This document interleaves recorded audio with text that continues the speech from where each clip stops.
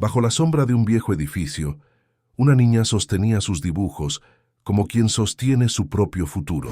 Pero un millonario, sin saber por qué, se detuvo, se agachó y recogió uno de esos papeles manchados de tinta y esperanza. La sencillez de aquel dibujo despertó en él un dolor dormido y junto con él una posibilidad que jamás había considerado: empezar de nuevo. Si amas las buenas historias, por favor suscríbete a nuestro canal y comenta desde dónde nos ves. Continuamos. En el corazón de Barcelona, donde las calles del barrio gótico se estrechan entre edificios centenarios, una pequeña figura permanecía sentada día tras día sobre el frío adoquín. Lucía Navarro, una niña de apenas 9 años, extendía sus manos temblorosas ofreciendo dibujos a los transeúntes que pasaban apresurados, ignorando aquella presencia diminuta que formaba parte del paisaje urbano. Sus pequeños dedos, manchados, de colores, sostenían hojas de papel donde plasmaba sueños e ilusiones con trazos infantiles. Cada dibujo costaba 1 euro, una cantidad insignificante para la mayoría, pero que para ella significaba la posibilidad de comprar un bocadillo o quizás un chocolate caliente para combatir el frío que se colaba entre sus ropas gastadas. Las mañanas en la Rambla eran especialmente difíciles. El bullicio de los turistas contrastaba con la soledad que Lucía sentía en su interior. Había aprendido a ser invisible, a existir sin ser vista, mientras observaba a las familias pasear, felices, riendo, compartiendo momentos que ella solo podía plasmar en sus dibujos. Aquella mañana de noviembre, el cielo barcelonés amenazaba lluvia. Lucía se había refugiado bajo el toldo de una antigua librería, acomodando sus dibujos para protegerlos de las primeras gotas que comenzaban a caer. Sus ojos grandes y oscuros, demasiado serios para una niña de su edad, escudriñaban a cada persona que pasaba, buscando una mirada compasiva, alguien que se detuviera solo un instante. A pocos kilómetros de allí, en una elegante oficina del Paseo de Gracia, Mateo Sánchez firmaba los últimos documentos de una importante transacción inmobiliaria. A sus 42 años, era uno de los arquitectos más respetados de la ciudad. Su rostro, marcado por líneas de expresión prematuras, reflejaba el cansancio de quien ha dedicado su vida entera al trabajo, construyendo un imperio a costa de olvidar cómo construir relaciones humanas. ¿Algo más por hoy, señor Sánchez?, preguntó su asistente mientras recogía los papeles firmados. Mateo negó con la cabeza, frotándose los ojos bajo las gafas de diseñador. «No, Isabel, puedes irte ya. Yo terminaré de revisar estos planos». Cuando la puerta se cerró, Mateo se permitió un momento de debilidad. Se quitó las gafas y observó la fotografía enmarcada sobre su escritorio. La única imagen personal en aquella oficina impersonal. Él mismo, mucho más joven, sonriente, junto a una mujer y un niño pequeño. Una familia que ya no existía como tal. El teléfono interrumpió sus pensamientos. Era Carmen, su actual esposa. «¿Vendrás a cenar esta noche?». Su voz sonaba esperanzada, aunque ambos sabían la respuesta habitual. «Intentaré no llegar muy tarde», respondió él, con esa frase ambigua que se había convertido en su escudo. Carmen suspiró al otro lado de la línea. «Te esperaré, entonces». La llamada terminó, dejando un silencio pesado en la oficina. Mateo sabía que estaba fallando también a esta relación, pero algo dentro de él permanecía bloqueado, incapaz de entregarse completamente. Carmen era paciente, comprensiva, hermosa e inteligente. Cualquier hombre sería afortunado de tenerla, y sin embargo, él no podía corresponder a ese amor como ella merecía. Cuando finalmente salió del edificio, el cielo barcelonés había oscurecido por completo. La lluvia caía con fuerza, convirtiendo las calles en ríos brillantes que reflejaban las luces de la ciudad. Mateo caminaba bajo su paraguas negro, abstraído en sus pensamientos, siguiendo una ruta diferente a la habitual. Algo lo impulsaba a desviarse del camino directo hacia su lujoso apartamento en Pedralbes. Sus pasos lo llevaron hacia la Rambla, donde los turistas y locales se refugiaban de la lluvia en cafeterías y tiendas. Fue entonces cuando la vio, una pequeña figura acurrucada bajo un toldo a medio caer, intentando proteger unos papeles coloridos del agua que salpicaba desde el suelo. En cualquier otro día, Mateo habría pasado de largo. Habría hecho lo que hacían todos, fingir que no veía, acelerar el paso, quizás sentir un instante de culpa rápidamente olvidado. Pero algo en aquella imagen lo detuvo. Tal vez fue la determinación de la niña por salvar sus dibujos mientras se empapaba ella misma, o quizás algo más profundo, una conexión invisible que él no podía explicar. Se acercó lentamente, extendiendo su paraguas para cubrir a la pequeña. ¿No deberías estar en casa con este tiempo?, preguntó, intentando que su voz sonara amable a pesar de la falta de práctica. Lucía levantó la mirada, sorprendida y desconfiada. Había aprendido a ser cautelosa con los adultos. «Estoy trabajando», respondió con una seriedad que resultaba desgarradora en una voz tan infantil. «¿Quiere comprar un dibujo? Solo cuesta €1». Mateo observó los papeles que la niña protegía como si fueran tesoros. Eran dibujos, simples, hechos con ceras de colores gastadas, figuras de palitos, casas con chimeneas humeantes, soles amarillos con sonrisas, el arte universal de la infancia. «¿Los has hecho tú?», preguntó, aunque la respuesta era obvia. Lucía asintió, extendiendo uno de los dibujos. «Este es mi favorito». Mateo lo tomó con cuidado para no mojarlo. Era diferente a los demás. Mostraba 3 figuras, un hombre, una mujer y una niña pequeña entre ellos, todos tomados de la mano bajo un gran sol amarillo. Alrededor había flores y lo que parecía ser un hogar. Algo se quebró dentro de Mateo al mirar aquel dibujo. Una familia, un hogar, lo que él había tenido una vez, lo que había perdido, lo que no había podido reconstruir a pesar de todos sus intentos. «¿Cuánto has dicho que cuesta?», preguntó con voz ronca.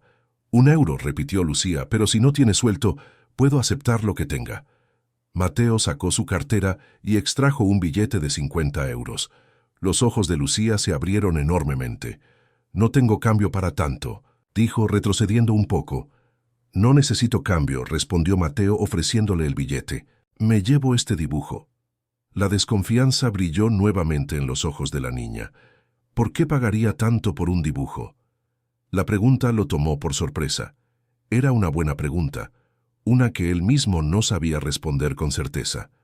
«Porque lo has hecho tú», dijo finalmente, «y porque es especial». Lucía dudó un momento más antes de tomar el billete con manos temblorosas y guardarlo rápidamente en el bolsillo de su chaqueta gastada. «¿Dónde están tus padres?», preguntó Mateo, mirando alrededor como si esperara ver a alguien vigilando. A la niña desde la distancia. El rostro de Lucía se ensombreció. «No tengo. Estás sola. ¿Dónde vives?». La niña se encogió de hombros. «A veces en el albergue, cuando hay sitio. Otras veces...». Su voz se apagó, pero el mensaje era claro. Mateo sintió una opresión en el pecho. Esta niña estaba sola en las calles de Barcelona, vendiendo dibujos para sobrevivir, mientras él se lamentaba en su lujoso apartamento, rodeado de comodidades que no lograban llenar su vacío interior. «¿Cómo te llamas?», preguntó agachándose para estar a su altura.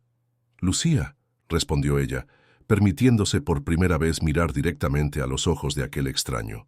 «Lucía Navarro». «Yo soy Mateo Sánchez», se presentó él, ofreciéndole su mano como lo haría con un adulto.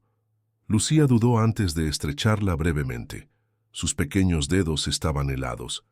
«Estás empapada», observó Mateo. «Y hace frío. ¿Has comido algo hoy?».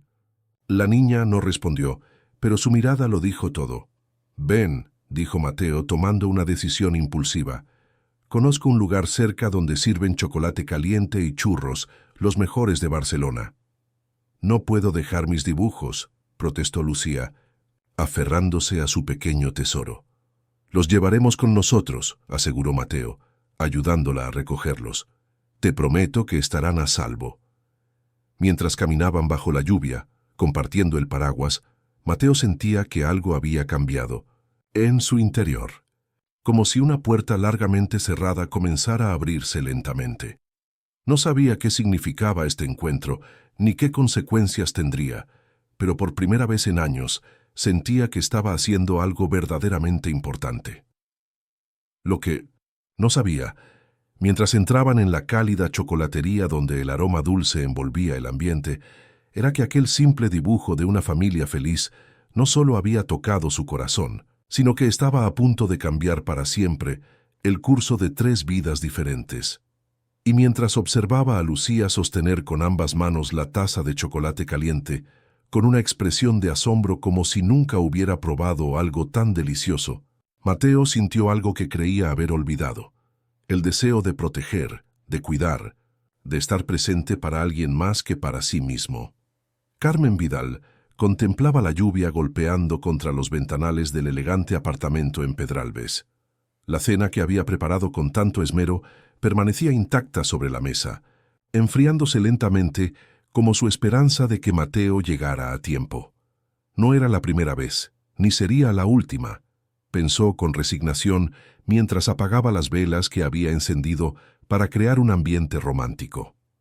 Tras 2 años de matrimonio, Carmen había aprendido a convivir con los fantasmas que habitaban en el corazón de su esposo. Sabía que se había casado con un hombre cuya alma estaba dividida, atrapada en un pasado que se negaba a liberar. Aún así, lo amaba con una paciencia que sorprendía incluso a sus amigos más cercanos, quienes no entendían por qué una mujer, brillante como ella, psicóloga infantil respetada en toda Barcelona, aceptaba vivir a la sombra de recuerdos ajenos. El sonido de llaves en la puerta la sobresaltó. Miró el reloj, casi medianoche, más tarde de lo habitual, incluso para Mateo. Se preparó para el ritual de siempre. Él se disculparía, brevemente. Ella fingiría que no importaba. Cenarían en un silencio incómodo, y luego cada uno se retiraría a su mundo personal.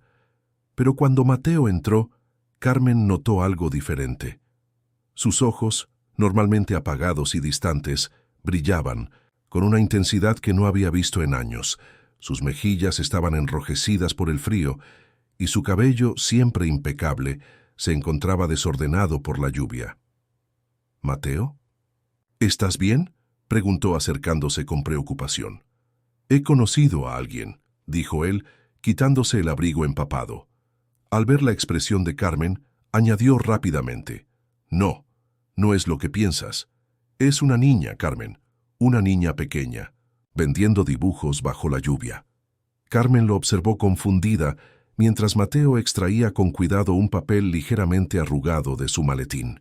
«Mira», dijo, extendiendo el dibujo infantil sobre la mesa, junto a la cena olvidada. «Lo hizo ella. Se llama Lucía». Carmen observó el dibujo con ojos profesionales. Como psicóloga especializada en terapia infantil, estaba acostumbrada a interpretar el arte de los niños, a descubrir en trazos simples las complejas emociones que no podían expresar con palabras. «Es un dibujo de familia», comentó suavemente, «bastante típico en niños de su edad». «Pero ella no tiene familia, Carmen», interrumpió Mateo con una urgencia en su voz que la sorprendió. «Está sola, completamente sola en las calles». «¿Te dijo eso? ¿Hablaste con ella?». Mateo asintió, sentándose finalmente. Sus manos inquietas jugueteaban con los cubiertos, incapaz de mantenerse quieto. La llevé a tomar chocolate caliente. Estaba empapada y temblando. Me contó que vivía en un orfanato, pero que se escapaba constantemente porque... Su voz se quebró. Porque algunos de los cuidadores la maltrataban.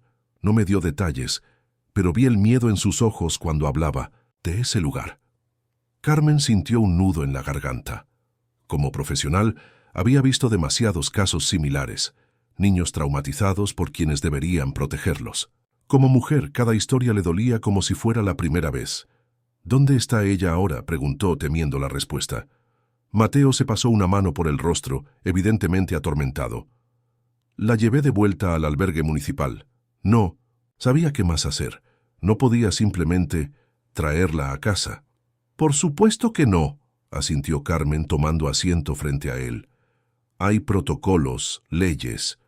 El albergue estaba casi lleno. La encargada me dijo que le darían una cama por esta noche, pero que mañana tendrían que notificar a servicios sociales para que la devolvieran al orfanato. Carmen guardó silencio, observando a su marido. Nunca, en 2 años de matrimonio, lo había visto tan afectado por algo. Ni siquiera cuando hablaba de su pasado, de lo que había perdido, mostraba esta vulnerabilidad, esta preocupación genuina por alguien más.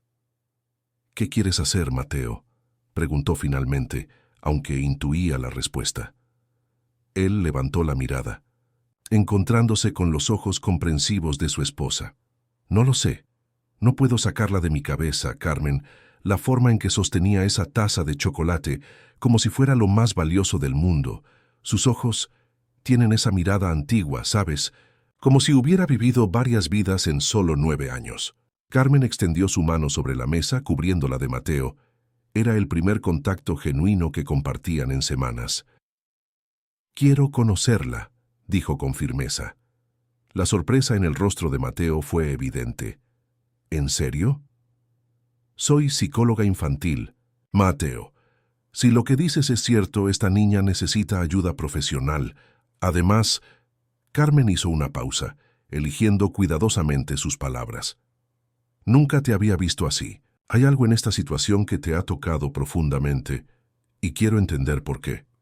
Esa noche, por primera vez en mucho tiempo, cenaron juntos realmente, no solo compartiendo una mesa, sino compartiendo pensamientos, ideas, preocupaciones. Hablaron hasta altas horas de la madrugada, trazando planes, considerando posibilidades, temiendo obstáculos. Carmen explicó a Mateo los complicados procesos de protección infantil, las dificultades de enfrentarse al sistema, las evaluaciones psicológicas necesarias, los requisitos legales para cualquier intervención. «No será fácil», advirtió. «Carmen, y si nos involucramos, debemos estar preparados para ir hasta el final. No podemos darle esperanzas a esta niña y luego abandonarla. Sería devastador para ella». Mateo asintió, comprendiendo la gravedad de lo que estaban considerando. «Lo sé, pero siento que debo hacer algo, Carmen. Cuando la vi allí, tan pequeña, tan vulnerable y aún así tan fuerte, fue como si el mundo se detuviera por un momento». Carmen observó a su marido con una mezcla de ternura y cautela. Reconocía los signos. Mateo estaba proyectando en esta niña desconocida toda la culpa y el dolor que cargaba desde hacía años. Era peligroso tanto para él como para la pequeña. «Iremos despacio», decidió. «Carmen, primero la conoceré. Evaluaré profesionalmente su situación. Luego podemos contactar con servicios sociales, averiguar más sobre su caso, sobre ese orfanato. Si realmente está siendo maltratada, hay procedimientos legales para protegerla. Y si mientras tanto la devuelven allí». La preocupación en la voz de Mateo era palpable. «Hay formas», respondió Carmen con determinación. «Conozco a personas en el sistema. Puedo solicitar una evaluación psicológica como profesional. Eso nos daría tiempo». Por primera vez en muchos meses, Mateo miró realmente a su esposa, no como la mujer que había aceptado compartir su vida rota, sino como la profesional competente y compasiva que era. Sintió una oleada de gratitud y algo más, un sentimiento olvidado que no se atrevía a nombrar todavía. «Gracias», dijo simplemente apretando su mano. Carmen sonrió, pero sus ojos reflejaban preocupación. «No me agradezcas aún. Esto apenas comienza y el camino será difícil». A la mañana siguiente, bajo un cielo barcelonés que había amanecido sorprendentemente despejado tras la tormenta, Mateo y Carmen se dirigieron al albergue municipal. Era un edificio antiguo pero bien mantenido en el barrio del Raval, donde la pobreza y la riqueza de Barcelona coexistían en un equilibrio precario. La encargada, una mujer mayor de expresión severa pero mirada amable, los recibió con cierta sorpresa. «¿El señor de anoche?». «No esperaba verlo de nuevo», comentó, evaluando ahora también a Carmen.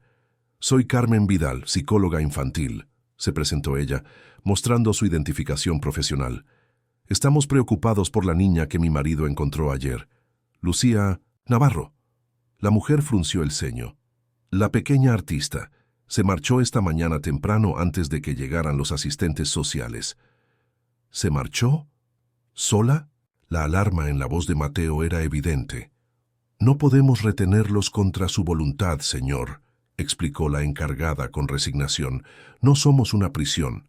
Les ofrecemos un techo, comida y aviso a las autoridades correspondientes. Si deciden irse, se encogió de hombros.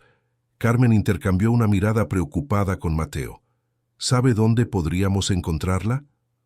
Suelen tener sus lugares habituales, respondió la mujer, suavizando su tono ante la genuina preocupación de la pareja. La he visto varias veces en la Rambla, cerca del mercado de la Boquería, con sus dibujos. Agradecieron la información y salieron rápidamente. El sol de la mañana iluminaba las calles mojadas, creando reflejos que contrastaban con la ansiedad que ambos sentían. ¿Dónde estaría Lucía ahora? ¿Estaría segura? ¿Tendría hambre, frío? Recorrieron la Rambla de arriba a abajo, deteniéndose a preguntar a vendedores ambulantes, a camareros de terrazas, a policías locales. Nadie parecía recordar a una niña pequeña vendiendo dibujos, o quizás simplemente no querían involucrarse.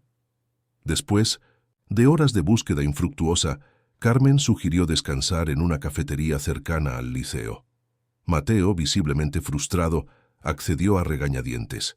«No puedo creer que haya desaparecido así», murmuró, removiendo un café que no había probado. «Debería haberla traído a casa anoche». «Sabes que eso habría sido ilegal», respondió Carmen suavemente. «Habría complicado todo». «¿Y ahora qué? ¿Simplemente nos rendimos?» Carmen estudió el rostro de su marido.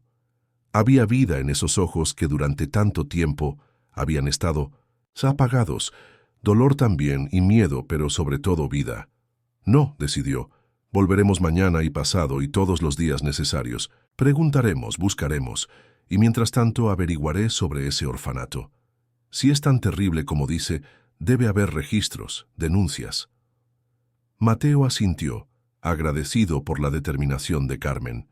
Estaban a punto de marcharse cuando un grito agudo llamó su atención. «¡Señor de los dibujos!». Ambos se giraron. Allí, entre la multitud de turistas y locales, una pequeña figura se abría paso corriendo hacia ellos. Su cabello oscuro rebotaba con cada paso y en sus manos llevaba un nuevo fajo de papeles coloridos. «¡Lucía!», exclamó Mateo, levantándose de un salto. La niña se detuvo frente a ellos, ligeramente sin aliento, con una mezcla de alegría y cautela en sus grandes ojos oscuros. «He hecho más dibujos», anunció, extendiéndolos hacia Mateo. «Mejores que los de ayer». Carmen observó el intercambio con ojos profesionales, notando cada detalle del lenguaje corporal de la niña, la forma en que mantenía cierta distancia, cómo sus ojos evaluaban rápidamente las salidas, la tensión en sus pequeños hombros. Todos signos de un trauma prolongado, de una niña acostumbrada a defenderse sola en un mundo hostil. «Lucía», dijo Mateo suavemente, «esta es Carmen, mi esposa». La niña dirigió su mirada desconfiada hacia Carmen, evaluándola con esa sabiduría prematura tan característica de los niños que han crecido demasiado rápido. «Hola, Lucía», saludó Carmen manteniendo una distancia respetuosa. «Mateo me ha hablado mucho de ti y de tus dibujos. Son realmente especiales». Por un instante, algo brilló en los ojos de Lucía. ¿Esperanza? ¿Reconocimiento? Fue tan breve que Carmen no pudo estar segura, pero sintió que acababa de presenciar un rayo de luz atravesando la oscuridad. «¿Tienes hambre?», preguntó Mateo. «Íbamos a comer algo». Lucía miró hacia la elegante cafetería con evidente incomodidad. «No puedo entrar ahí. Una vez intenté y el camarero me echó». Carmen sintió una punzada de dolor ante aquellas palabras tan adultas en labios tan jóvenes. «Conozco un lugar mejor», dijo, tomando una decisión impulsiva. «Un sitio donde hacen las mejores patatas bravas de Barcelona». «¿Te gustan las patatas bravas, Lucía?». La niña asintió lentamente, sin comprometerse demasiado, pero Carmen pudo ver un destello de curiosidad en sus ojos. Era un comienzo, pensó. un pequeño paso hacia la confianza. Mientras caminaban por las calles de Barcelona, buscando ese lugar especial que Carmen había mencionado, los tres guardaban sus propios pensamientos, sus propias esperanzas y temores. Ninguno podía imaginar cómo aquel simple encuentro cambiaría sus vidas para siempre, ni los desafíos que deberían enfrentar juntos. Porque detrás de la aparente simplicidad de una niña vendiendo dibujos se ocultaba una historia mucho más compleja que estaba a punto de entrelazarse con la de Mateo y Carmen, transformando heridas abiertas en nuevas posibilidades de sanación. El pequeño restaurante familiar en el corazón del barrio de Gracia era exactamente lo que Lucía necesitaba. Alejado del bullicio turístico, con mesas de madera gastada y paredes decoradas con fotografías antiguas de Barcelona, ofrecía un ambiente cálido donde la niña podía sentirse segura. Carmen había elegido intencionadamente un lugar donde Lucía no se sintiera intimidada, y su instinto profesional había acertado. Después de la inicial desconfianza, Lucía comenzaba a relajarse. Sus hombros tensos descendieron ligeramente mientras devoraba un plato de patatas bravas que parecía enorme para su pequeño cuerpo. Mateo y Carmen intercambiaban miradas discretas, conscientes de que cada gesto, cada palabra, podría ser crucial para establecer un vínculo con ella. «¿Entonces te gusta dibujar?», preguntó Carmen con naturalidad, como quien no pretende indagar demasiado. Lucía asintió, limpiándose la salsa con una servilleta. «Es lo único que sé hacer bien». «Yo creo que lo haces muy bien», intervino Mateo, señalando los dibujos que Lucía había colocado cuidadosamente en una silla vacía, lejos de cualquier mancha potencial. «Tienes mucho talento». La niña esbozó una sonrisa tímida, probablemente la primera sincera desde que la habían conocido. «Mi madre me enseñó antes de...». Su voz se apagó y su mirada se perdió en el plato medio vacío. Carmen, con años de experiencia tratando traumas infantiles, reconoció la señal. «¿Hace mucho que no estás con tu madre?», preguntó suavemente. Lucía se encogió de hombros, un gesto aparentemente casual que ocultaba un mundo de dolor. «3 años, creo. A veces es difícil recordar». Mateo sintió un nudo en la garganta. 3 años. La niña apenas tendría 6 cuando perdió a su familia. «¿Y después?», continuó Carmen con el mismo tono suave, sin presionar. «Después vino el centro», respondió Lucía, y el cambio en su voz era evidente. La palabra centro sonaba como algo oscuro, amenazante. «El Centro Santa Isabel». Carmen y Mateo intercambiaron una mirada. Ahora tenían un nombre. «¿No te gusta estar allí?», preguntó Mateo.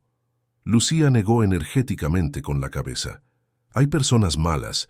La directora, doña Eugenia, parece buena cuando vienen visitas, pero cuando se van...». La niña se estremeció visiblemente. «Y luego está el señor Fernández. Él...». Sus pequeñas manos se cerraron en puños sobre la mesa. Carmen colocó suavemente su mano cerca de la de Lucía sin tocarla. «No tienes que contarnos nada que no quieras, Lucía, está bien». La niña levantó la mirada, estudiando el rostro de Carmen como si buscara signos de engaño. Aparentemente satisfecha con lo que vio, relajó los puños.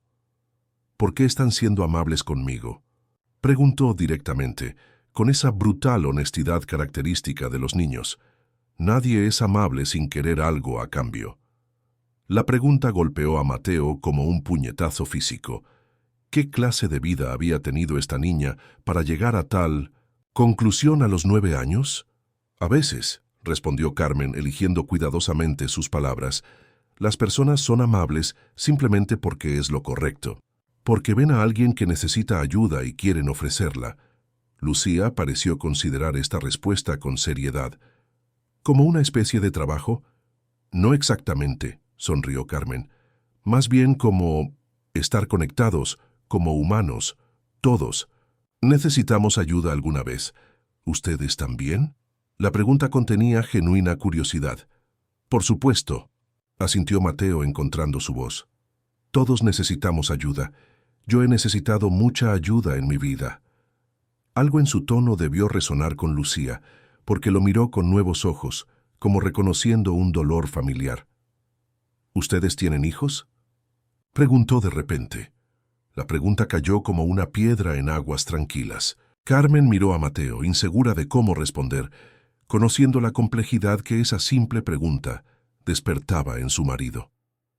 No, respondió finalmente Mateo. No tenemos hijos. ¿Por qué? Parecen amables. Serían buenos padres. Carmen contuvo la respiración preparándose para la reacción de Mateo. Para su sorpresa, él sonrió levemente. Gracias, Lucía. Eso es muy amable de tu parte. El almuerzo continuó con conversaciones más ligeras. Carmen, con su experiencia profesional, guiaba hábilmente la charla hacia temas seguros. Los dibujos de Lucía, los lugares de Barcelona que conocía, sus comidas favoritas. Poco a poco, iba construyendo un mapa mental de la vida de la niña, de sus rutinas, de los lugares donde podría encontrarla si volvía a desaparecer. Cuando terminaron de comer, se enfrentaron al inevitable dilema. ¿Qué hacer ahora? No podían simplemente despedirse y dejar a Lucía volver a las calles, pero tampoco tenían autoridad legal para llevarla con ellos. Lucía, dijo Carmen finalmente, nos gustaría ayudarte, de verdad, pero necesitamos hacer las cosas correctamente, siguiendo las leyes. La niña los miró con desconfianza renovada. ¿Van a llamar a servicios sociales? Ellos siempre me devuelven al centro. No, no vamos a hacer eso ahora, aseguró Mateo. Pero tampoco podemos simplemente llevarte a casa con nosotros, aunque quisiéramos. ¿Quieren? La pregunta fue apenas un susurro. Carmen y Mateo intercambiaron una mirada cargada de significado. Sí, respondió Carmen con firmeza. Queremos ayudarte, Lucía, pero necesitamos tiempo para encontrar la mejor manera. Mientras tanto, continuó Mateo, ¿hay algún lugar seguro donde puedas quedarte? ¿Algún amigo, quizás? Lucía consideró la pregunta. A veces me quedo con Maite. Ella vende flores en la Rambla. Me deja dormir en su almacén cuando hace frío, pero no puedo ir siempre porque su marido no quiere. Carmen sintió una oleada de gratitud hacia esa desconocida Maite. Al menos había alguien más en el mundo que se preocupaba por Lucía. ¿Y hoy? ¿Puedes quedarte con ella? Lucía asintió. Creo que sí. Hoy es jueves, y su marido trabaja en el puerto hasta tarde los jueves. La precariedad de los arreglos era desgarradora. Una niña de 9 años calculando dónde podría encontrar refugio según el horario laboral del marido de una florista. Bien, dijo Carmen, tomando una decisión. Haremos lo siguiente. Te acompañaremos a ver a Maite. Si ella está de acuerdo, te quedarás allí esta noche. Mientras tanto, nosotros empezaremos a buscar soluciones. ¿Qué tipo de soluciones?, preguntó Lucía, siempre cautelosa. Legales, explicó Carmen. Soy psicóloga infantil, Lucía. Trabajo con niños que han pasado por situaciones difíciles. Conozco a personas que pueden ayudarnos a investigar ese centro, a asegurarnos de que estés segura. ¿Y si no encuentran nada? ¿Si nadie les cree? La pregunta reveló toda la desesperanza que Lucía había acumulado tras años de ser ignorada por el sistema. Entonces, buscaremos otras opciones, prometió Mateo con una determinación que sorprendió incluso a Carmen. No vamos a abandonarte. Él, camino hacia el puesto de flores de Maite, fue silencioso. Lucía caminaba entre ellos, sin tocarlos pero manteniéndose cerca, como un pequeño planeta atraído por la gravedad de 2 estrellas aún desconocidas. Maite resultó ser una mujer robusta, de unos 50 años, con manos ásperas por el trabajo y ojos amables que se iluminaron al ver a Lucía. Su puesto, lleno de colores y aromas, era un pequeño oasis en la concurrida Rambla. «Mi pequeña artista», exclamó, abrazando a Lucía con afecto genuino. Estaba preocupada. «No te vi ayer con la tormenta». «Estuve en el albergue», explicó Lucía, «y hoy conocí a mis amigos». Señaló a Carmen y Mateo, sorprendiéndolos con esa designación. Maite los estudió con ojos entrecerrados, evaluándolos con esa desconfianza natural de quienes han visto demasiadas injusticias en las calles. Soy Carmen Vidal, se presentó, ofreciendo su mano. Y este es mi marido Mateo Sánchez. Maite Rodríguez, respondió la florista, estrechando brevemente sus manos. ¿Cómo conocieron a nuestra Lucía? Carmen dejó que Mateo explicara su encuentro bajo la lluvia, observando cómo Maite escuchaba atentamente, sin quitar los ojos de Lucía, como asegurándose de que la niña estuviera cómoda con la historia. ¿Son trabajadores sociales?, preguntó finalmente. No, respondió Carmen. Soy psicóloga infantil y Mateo es arquitecto. Nos preocupamos por Lucía y queremos ayudarla. Maite asintió lentamente. Ya veo.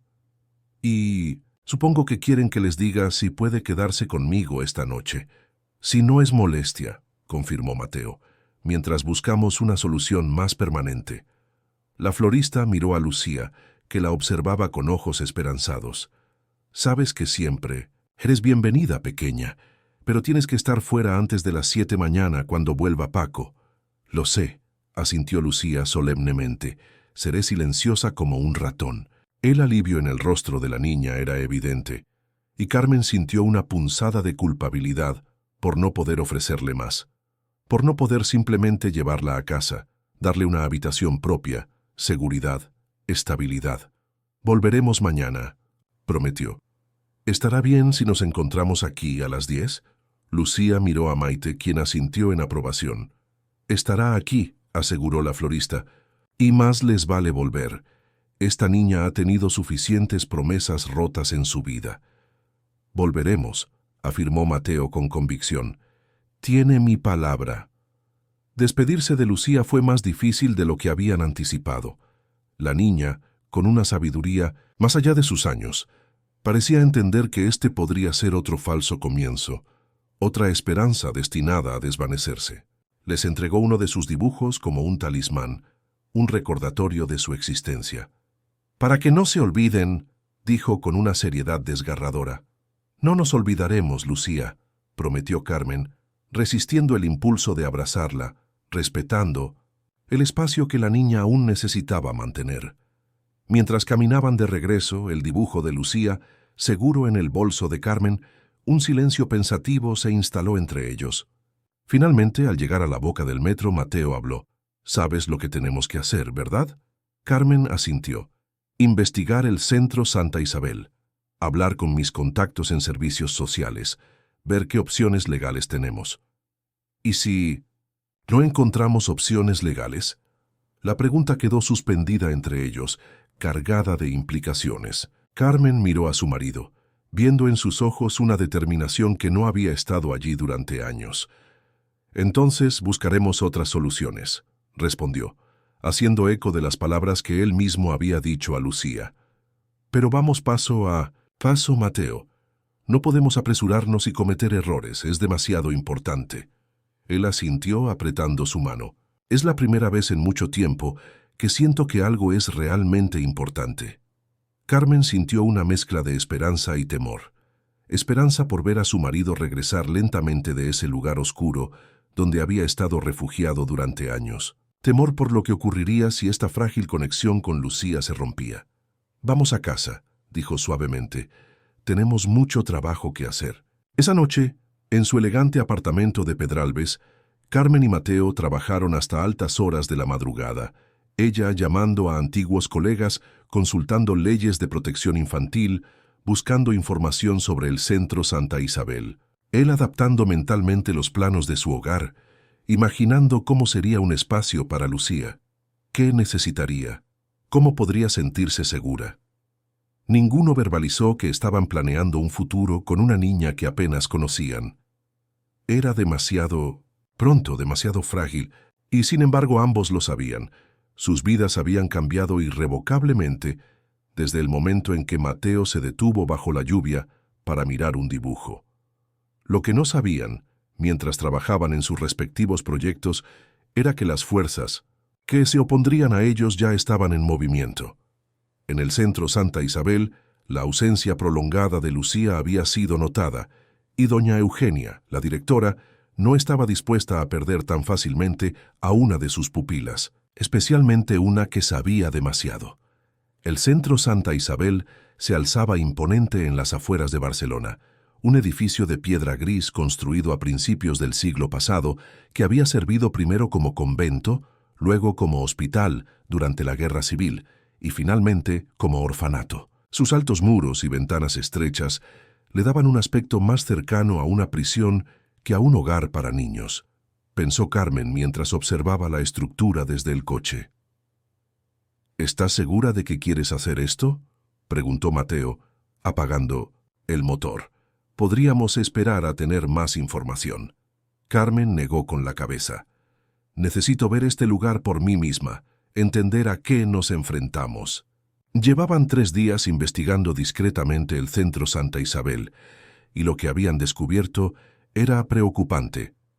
Varias denuncias archivadas sin seguimiento, inspecciones canceladas a último momento, rumores entre profesionales del sector sobre condiciones cuestionables. Nada concreto, nada que pudiera usarse legalmente, pero suficientes señales de alarma para justificar su creciente preocupación por Lucía. Recuerda, somos una pareja interesada en adopción, repasó Mateo. Solo queremos información general sobre el proceso. Carmen asintió, comprobando su aspecto en el espejo. Se había vestido deliberadamente con un traje formal, proyectando una imagen de profesional adinerada, el tipo de persona que el sistema de adopción suele favorecer. Mateo, con su traje impecable y su portafolio de cuero, completaba la imagen perfecta. ¿Crees que Lucía estará bien?, preguntó él mientras caminaban hacia la entrada. Carmen pensó en la niña, ahora temporalmente segura con Maite. La florista había aceptado cuidarla durante el fin de semana, inventando una excusa para su marido.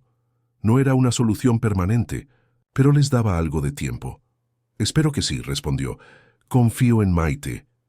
La recepción del centro era sorprendentemente luminosa y moderna, contrastando con el aspecto exterior del edificio. Una mujer joven con una sonrisa ensayada los recibió desde detrás de un mostrador.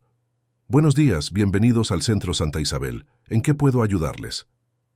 Buenos días, respondió Mateo, asumiendo el papel de esposo seguro y decidido. Somos los señores Sánchez. Tenemos una cita con la directora, doña Eugenia. Carmen había utilizado sus contactos para concertar esta entrevista, presentándose como una psicóloga interesada en colaborar profesionalmente con el centro, una pequeña mentira que esperaba no tuviera consecuencias. Por supuesto, les está esperando. Síganme, por favor. Mientras recorrían los pasillos, Carmen observaba cada detalle con ojo crítico. Todo parecía impecable, demasiado perfecto. Los niños que se cruzaban caminaban en silencio, con miradas bajas, demasiado disciplinados. No se escuchaban risas ni carreras, ni el caos natural que debería existir en un lugar lleno de infantes. Doña Eugenia resultó ser una mujer de unos 60 años, alta y delgada, con el cabello teñido de un rubio artificial recogido en 1970, un moño severo. Su despacho, como el resto del centro, estaba inmaculado sin un solo papel fuera de lugar. Señores Sánchez, es un placer conocerles. Saludó con una sonrisa que no alcanzaba sus ojos. Me informan que están interesados en nuestro proceso de adopción. Así es, confirmó Mateo estrechando su mano. Mi esposa y yo llevamos tiempo considerando la adopción como una opción para ampliar nuestra familia. Carmen notó cómo la mirada de doña Eugenia los evaluaba, calculando su valor, su potencial como donantes o personas influyentes. Por supuesto, es una decisión muy noble, respondió la directora, indicándoles que tomaran asiento. Aunque debo advertirles que el proceso puede ser largo y complejo. Hay muchos requisitos legales, evaluaciones psicológicas, visitas domiciliarias. Lo entendemos perfectamente, aseguró Carmen. Como psicóloga infantil, conozco bien el proceso. Solo queremos información más específica sobre este centro. En particular, algo cambió sutilmente en la expresión de doña Eugenia ante la mención de la profesión de Carmen. Una tensión apenas perceptible en su sonrisa. ¿Es usted psicóloga? ¡Qué interesante! ¿Dónde ejerce, señora Sánchez? Tengo una consulta privada en el centro, respondió Carmen vagamente. Principalmente trabajo con niños traumatizados. Una labor encomiable, comentó la directora, aunque su tono sugería lo contrario. Entonces entenderá que en este centro recibimos niños de circunstancias muy variadas, muchos con historias complicadas detrás. Precisamente por eso estamos interesados, intervino Mateo. Nos gustaría dar un hogar a un niño que realmente lo necesite. Doña Eugenia asintió lentamente. Tenemos varios niños en situación de adoptabilidad. ¿Tienen alguna preferencia? En cuanto a edad, sexo, una niña, respondió Mateo con demasiada rapidez, entre 8 y 10 años. Carmen le lanzó una mirada de advertencia. Estaban siendo demasiado específicos, demasiado obvios. Aunque estamos abiertos a diferentes posibilidades, añadió ella suavemente, lo importante es la conexión que podamos establecer. Por supuesto, sonrió doña Eugenia, pero sus ojos se habían estrechado con sospecha. Les gustaría hacer un recorrido por las instalaciones, así podrían hacerse una idea más clara de nuestro trabajo. La visita guiada fue una cuidadosa exhibición de espacios seleccionados. Una sala de juegos demasiado ordenada para ser utilizada regularmente. Un comedor impecable, con mesas dispuestas en perfecta simetría. Dormitorios con camas hechas con precisión militar. ¿Y los niños?, preguntó Carmen, notando la ausencia, casi total de ruido. ¿Dónde están ahora? En sus clases, respondió doña Eugenia. Mantenemos una rutina estricta. La estructura es fundamental para niños que han vivido situaciones caóticas. Mientras recorrían un pasillo, Carmen vio algo que le llamó la atención. Una puerta entreabierta que revelaba una pequeña habitación oscura, casi un armario, con una silla solitaria en el centro. ¿Y ese espacio?, preguntó, señalando discretamente. La directora cerró la puerta con un movimiento rápido. Un almacén nada interesante. Carmen intercambió una mirada significativa con Mateo. Ambos habían reconocido lo que parecía ser un cuarto de castigo. Al finalizar la visita, doña Eugenia los condujo de vuelta a su despacho. Bien, si están interesados en proceder, puedo proporcionarles los formularios iniciales. Nos gustaría pensarlo un poco más, respondió Carmen. Todo esto es abrumador.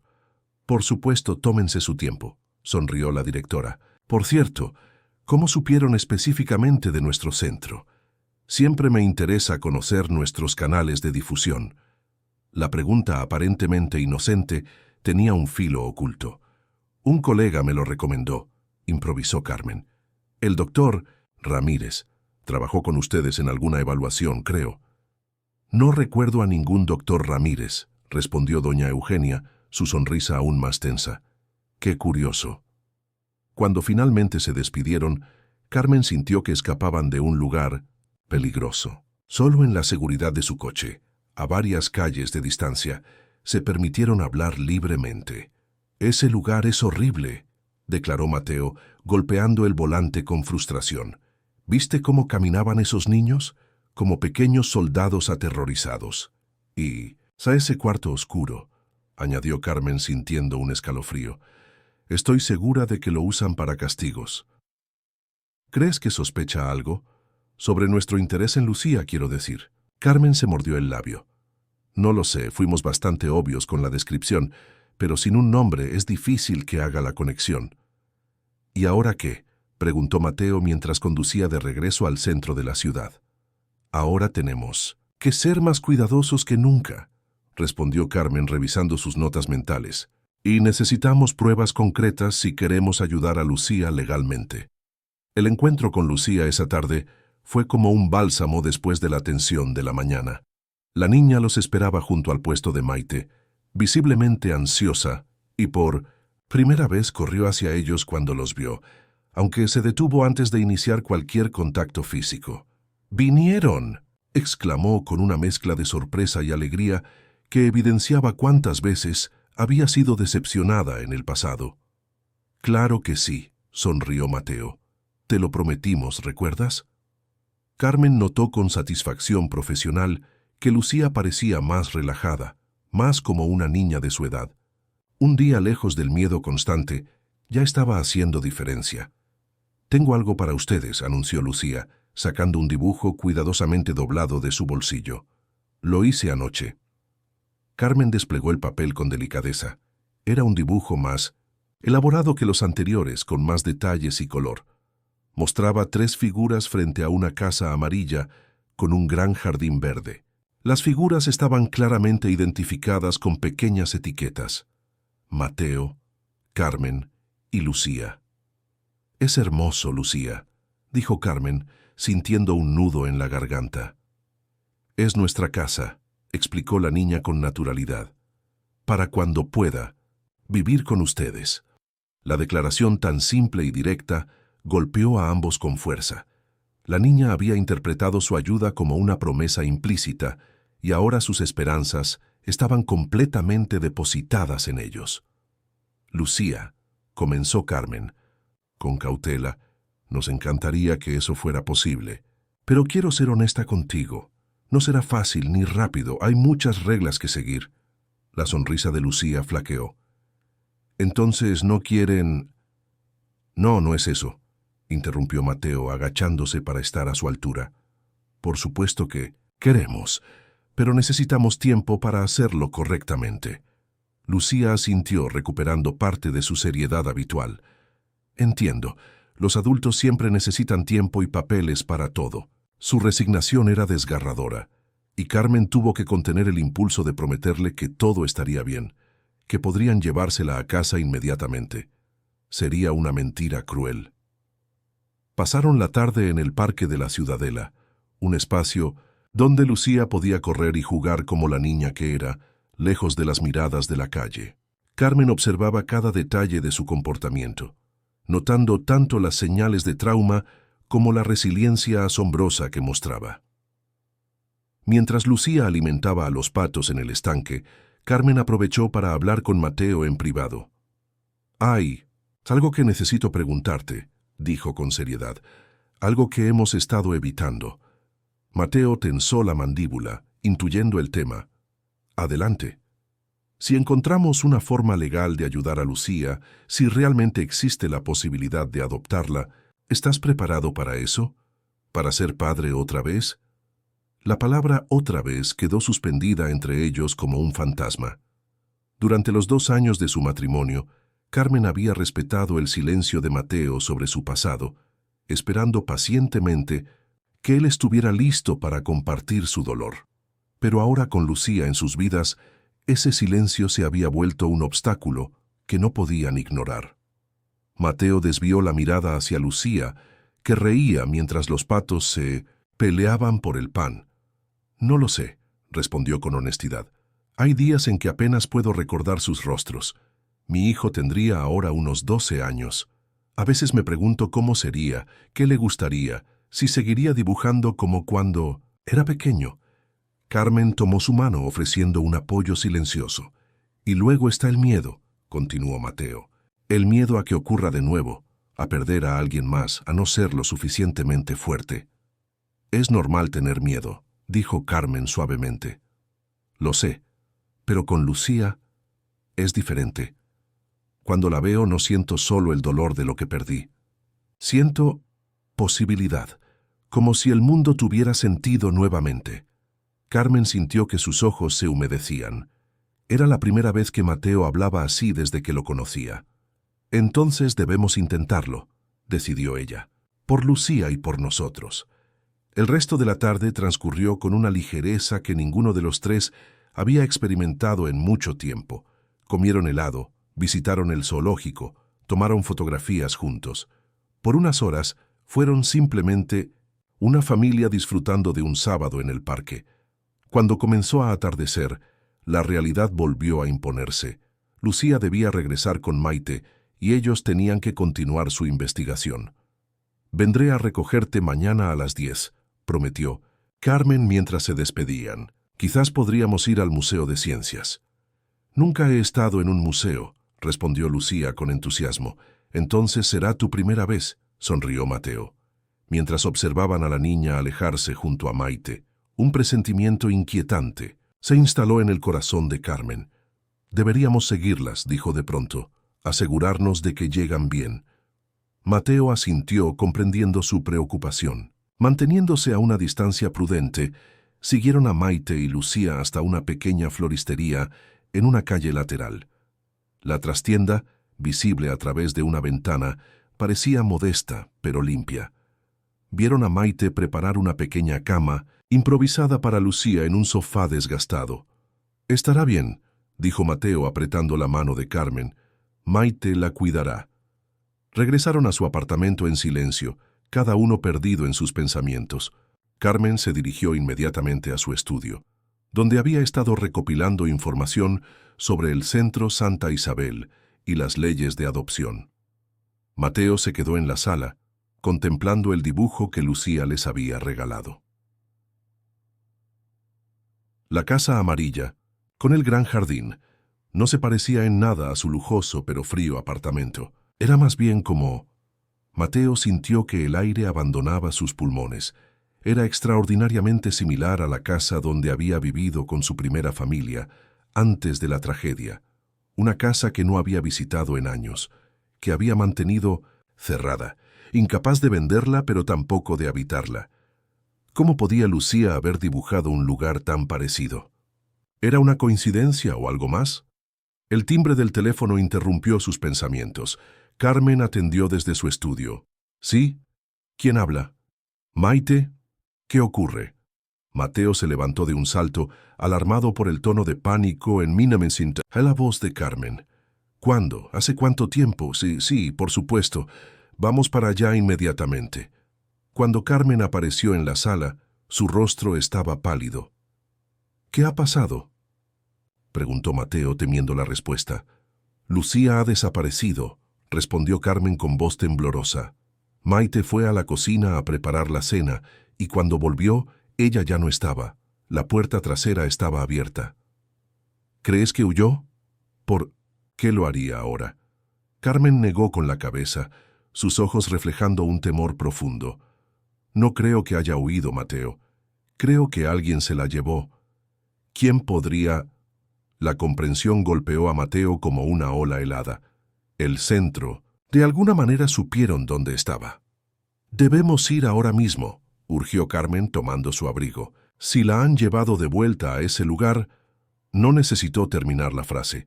Ambos sabían lo que significaría para Lucía regresar al Centro Santa Isabel, especialmente después de haber estado varios días ausente, después de haber hablado con extraños sobre lo que ocurría allí. Mientras corrían hacia el coche, Mateo sintió que el miedo y la culpa se entremezclaban en su interior. Habían prometido proteger a Lucía y habían fallado. Ahora debían encontrarla sin importar el costo. Lo que no sabían era que este evento desencadenaría una serie de revelaciones que cambiarían para siempre no solo sus vidas, sino también su comprensión del pasado que habían intentado enterrar. La noche caía sobre Barcelona cuando Mateo y Carmen llegaron a la floristería de Maite.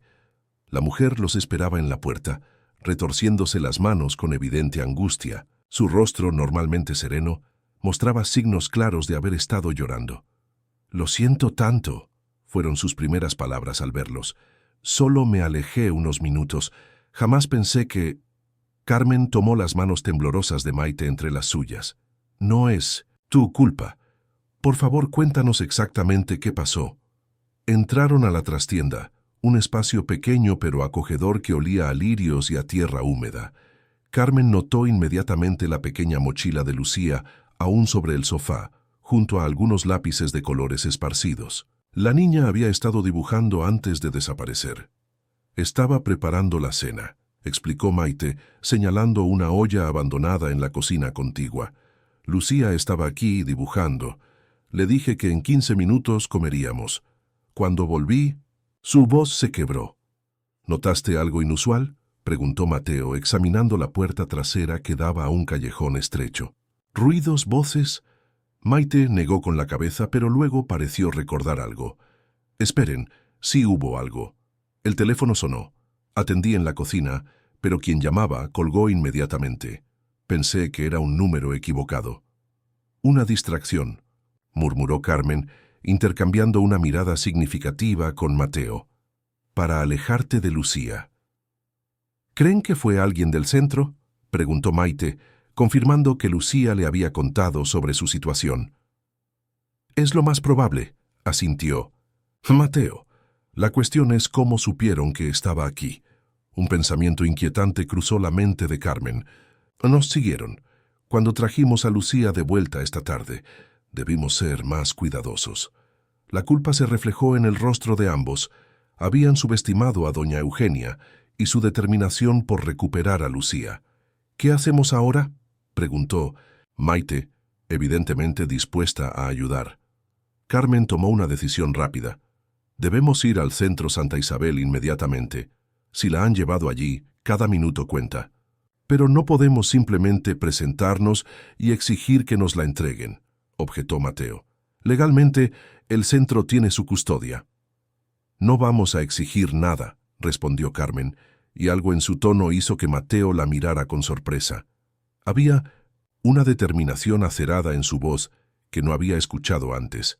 Al menos no directamente. Tengo un plan. Mientras se dirigían al coche, Carmen hizo una llamada. Mateo escuchó fragmentos de la conversación. Emergencia, abuso infantil. Evidencia. Cuando terminó, su expresión era una mezcla de preocupación y resolución. ¿A quién has llamado?, preguntó, arrancando el motor. A Isabel Mendoza, la fiscal de menores. Trabajamos juntas en varios casos hace años. Le he pedido que nos encuentre en el centro con una orden de inspección. Mateo la miró asombrado. ¿Puede hacer eso a estas horas? Isabel ha estado intentando investigar el centro Santa Isabel durante meses, pero siempre se han escudado en tecnicismos legales. Lo que le he contado sobre Lucía podría ser justo lo que necesita para actuar. El viaje hacia las afueras de la ciudad pareció eterno. Carmen mantenía la mirada fija en la carretera, mientras Mateo tamborileaba nerviosamente en el volante. Ninguno mencionó el pensamiento que los atormentaba. ¿Qué estaría pasando Lucía en esos momentos? Cuando finalmente llegaron al imponente edificio, encontraron a una mujer esperándolos en la entrada. Isabel Mendoza era una figura menuda, pero de presencia poderosa, con un maletín en una mano y lo que parecía ser un documento oficial en 1900 la otra. Carmen, saludó con un breve abrazo. ¿Cuánto tiempo? Ojalá nos reuniéramos en mejores circunstancias.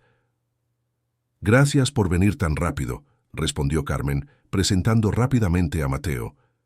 No me agradezcas aún, advirtió Isabel. Lo que estamos a punto de hacer está en un área legal gris. Tengo una orden preliminar basada en denuncias anónimas previas, pero es débil. Si no encontramos evidencia clara de negligencia o abuso, la encontraremos, aseguró Carmen con convicción. Solo necesitamos ver a Lucía. Isabel asintió, y juntos se dirigieron a la entrada principal. A diferencia de su visita matutina, esta vez no lo recibió una sonrisa ensayada, sino la mirada hostil de un guardia de seguridad. El centro está cerrado a visitantes, informó con brusquedad. Vuelvan mañana en horario de oficina. Isabel dio un paso adelante, mostrando su identificación y la orden. Soy Isabel Mendoza, fiscal de protección de menores. Esta es una inspección oficial por sospechas de maltrato infantil. Exijo acceso inmediato. El guardia palideció visiblemente, dudando antes de usar su radio para comunicarse con alguien. Tras un breve intercambio, les permitió entrar de mala gana. El interior del centro parecía diferente en la penumbra nocturna. Sin la fachada cuidadosamente preparada para las visitas, los pasillos revelaban su verdadera naturaleza. Austeros, fríos, institucionales. El silencio era opresivo, interrumpido ocasionalmente por lo que parecían sollozos distantes. Doña Eugenia apareció al final del pasillo, su figura alta proyectando una sombra alargada en la pared. Vestía una bata sobre lo que parecía ser ropa de calle, como si la hubieran llamado de urgencia. Fiscal Mendoza, saludó con frialdad. ¡Qué sorpresa tan desagradable! Su mirada se endureció al reconocer a Carmen y Mateo. Y veo que trae compañía, los supuestos señores Sánchez. Sabemos que tienen a Lucía Navarro, declaró Carmen, prescindiendo de formalidades. La niña fue sustraída ilegalmente esta tarde. Doña Eugenia arqueó una ceja perfectamente delineada. ¿Sustraída? ¿Qué acusación tan grave? Lucía Navarro es una residente de este centro que había escapado. Simplemente ha regresado donde pertenece. ¿Voluntariamente?, desafió Isabel, porque tenemos testimonios que sugieren lo contrario. Los niños inventan historias, respondió la directora con un gesto desdeñoso, especialmente los problemáticos como Lucía, pero si insisten en verla para comprobar su bienestar, síganme. Los condujo por pasillos cada vez más estrechos y oscuros, descendiendo hacia lo que parecía ser un nivel inferior del edificio. Carmen sintió un escalofrío. Esta zona claramente no formaba parte del recorrido oficial que les habían mostrado esa mañana. ¿Dónde estamos?, preguntó Mateo, su inquietud creciendo con cada paso. Área de observación, respondió doña Eugenia sin volverse. Para niños que requieren atención especial. Finalmente se detuvieron frente a una puerta metálica con una pequeña ventana de observación. La directora la abrió con una llave que extrajo de su bolsillo. El interior era una habitación austera, apenas más grande que un armario, con una cama individual y sin ventanas. Y allí, acurrucada en una esquina con las rodillas contra el pecho, estaba Lucía.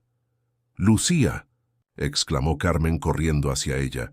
La niña levantó la mirada, su rostro iluminándose momentáneamente antes de ensombrecerse con miedo al ver a doña Eugenia en la puerta. 5 minutos, declaró la directora. Luego exigiré ver esa orden en detalle. En cuanto la puerta se cerró, Carmen envolvió a Lucía en un abrazo protector. La niña temblaba pero no lloraba. Sabía que vendrían, susurró, con una fe inquebrantable que hizo que el corazón de Carmen se encogiera. Se lo dije a la directora, pero ella dijo que me habían abandonado como todos los demás. Nunca, aseguró Mateo, arrodillándose junto a ellas. Nunca te abandonaríamos, Lucía. Isabel observaba la escena con expresión profesional, pero sus ojos reflejaban una profunda compasión. Lucía, soy Isabel, fiscal de menores. Necesito que me digas exactamente qué pasó esta tarde. ¿Cómo llegaste aquí? Lucía miró a Carmen, quien asintió alentadoramente. Estaba dibujando en casa de Maite. Escuché que alguien llamaba a la puerta trasera. Pensé que era Maite, pero cuando abrí, su voz se quebró. Era el señor Fernández.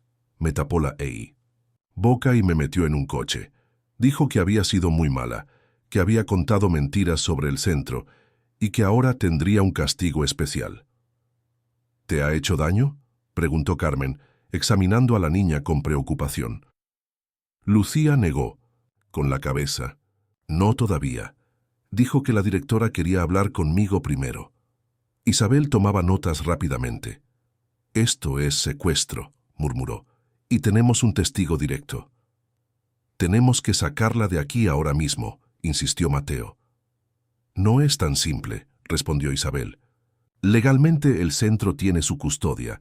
Necesitamos pruebas de maltrato para justificar una remoción de emergencia. ¿No es prueba suficiente que la hayan encerrado en esta celda?, preguntó Carmen indignada. Dirán que es un cuarto de observación para su propia seguridad tras haberse escapado, explicó Isabel con frustración. Los tribunales son reticentes a intervenir en instituciones estatales. Lucía, que había permanecido en silencio, de repente habló. Tengo pruebas. Todos la miraron sorprendidos. ¿Qué tipo de pruebas, cariño?, preguntó Carmen suavemente. Dibujos, respondió Lucía. Muchos dibujos, de todo lo que pasa. Aquí. Los escondí debajo de la tabla suelta, bajo mi cama en el dormitorio grande. Isabel y Carmen intercambiaron miradas. Los dibujos de un niño podían ser admitidos como evidencia en casos de abuso, especialmente si mostraban detalles consistentes. ¿Crees que podrías mostrarnos dónde están?, preguntó Isabel. Lucía asintió, pero el miedo nubló su rostro. Pero si la directora nos ve, no te preocupes por eso, aseguró Mateo con una determinación feroz en su voz. No dejaremos que te haga daño. Justo entonces, la puerta se abrió de golpe. Doña Eugenia estaba allí, acompañada ahora por un hombre corpulento que Carmen reconoció del expediente que había investigado. Eduardo Fernández, el subdirector del centro. Se acabó el tiempo, anunció la directora, y he revisado su orden fiscal Mendoza. Es para una inspección general. No autoriza entrevistas privadas con los residentes sin supervisión. Isabel se irguió, enfrentándose a la directora con autoridad profesional. Hemos recibido denuncias específicas de maltrato físico y emocional hacia esta niña. Como fiscal tengo la obligación de investigarlas a fondo.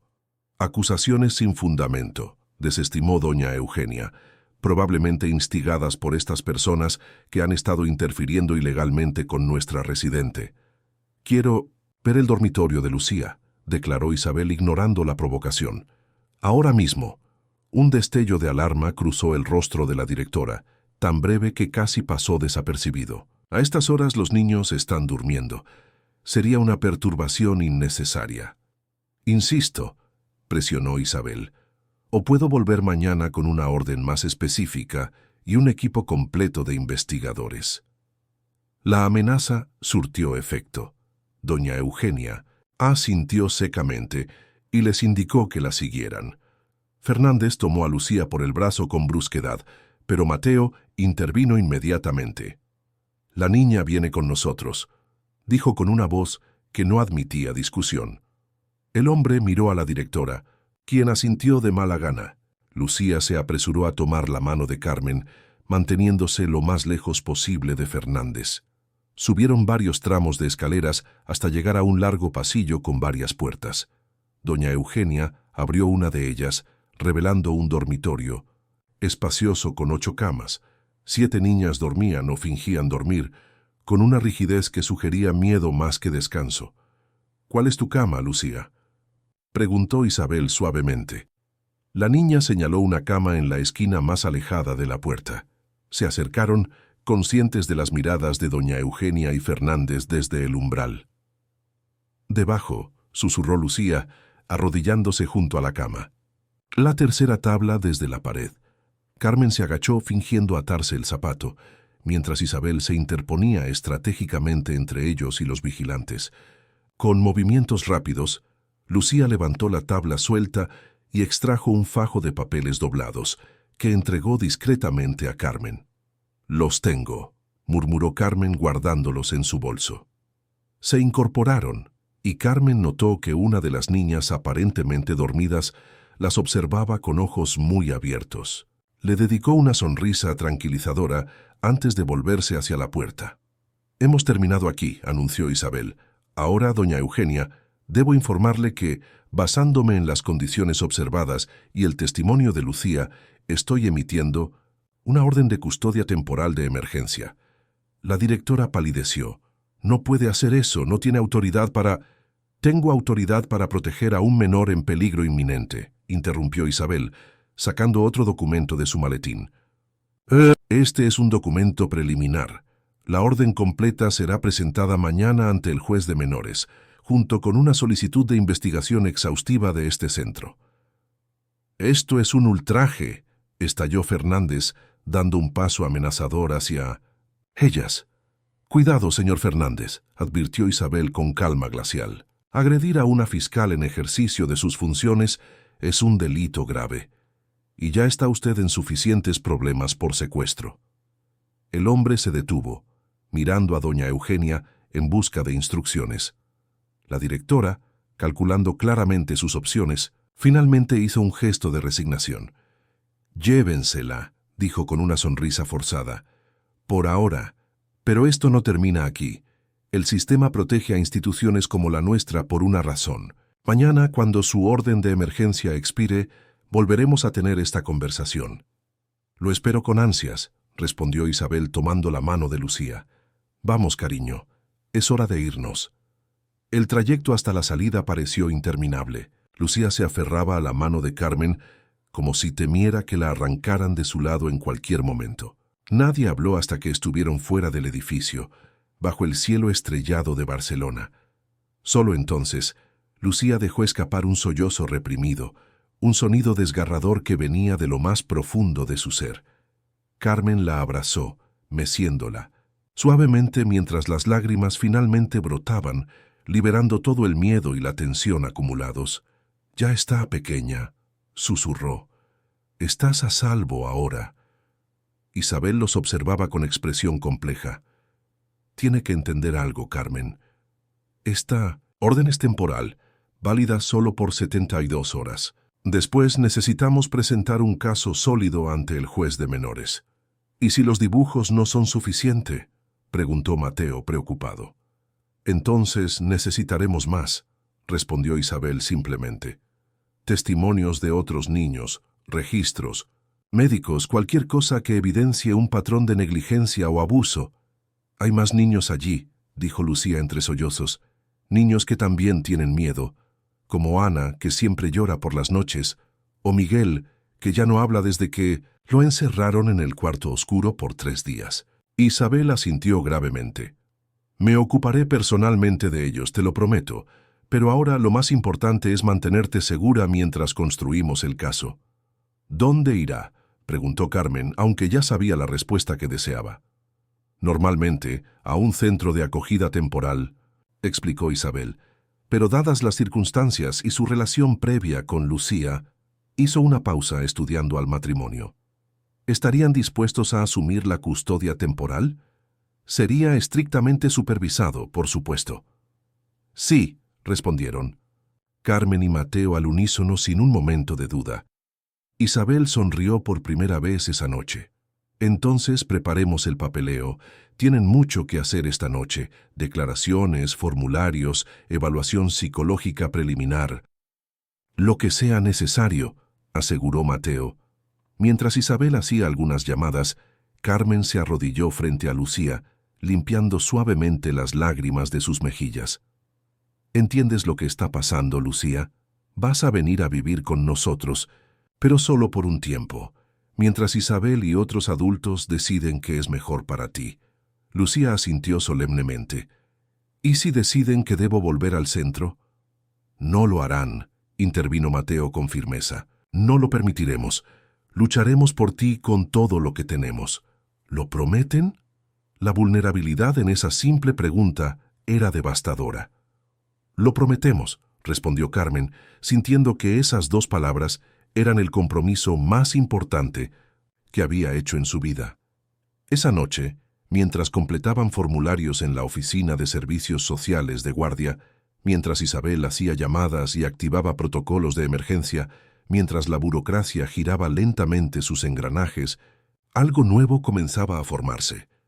No solo un caso legal, sino algo mucho más frágil y precioso, los cimientos de una familia.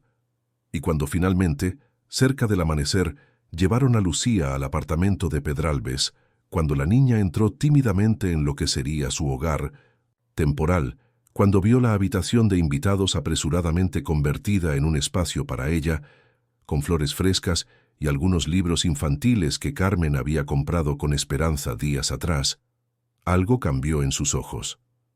No era solo alivio por escapar del centro, ni gratitud hacia quienes la habían rescatado. Era algo más profundo, más fundamental, la primera chispa de verdadera esperanza. ¿Puedo hacer un dibujo?, preguntó, tras explorar su nueva habitación, para recordar este día. Por supuesto, sonrió Carmen, trayendo papel y lápices de colores. Mientras Lucía dibujaba, Mateo y Carmen observaban desde la puerta, exhaustos pero con una extraña sensación de plenitud. «Es solo el comienzo», murmuró Carmen. «El camino será difícil». «Lo enfrentaremos juntos», respondió Mateo tomando su mano. Los 3. Lo que no sabían entonces, mientras contemplaban a la pequeña artista absorta en su creación, era que sus palabras resultarían proféticas en formas que nunca habrían imaginado. Porque el puente que estaban construyendo no solo uniría sus vidas con la de Lucía, sino que también conectaría pasado y presente, revelando verdades enterradas que cambiarían todo lo que creían saber sobre sí mismos. Las semanas siguientes transcurrieron en un torbellino de actividad.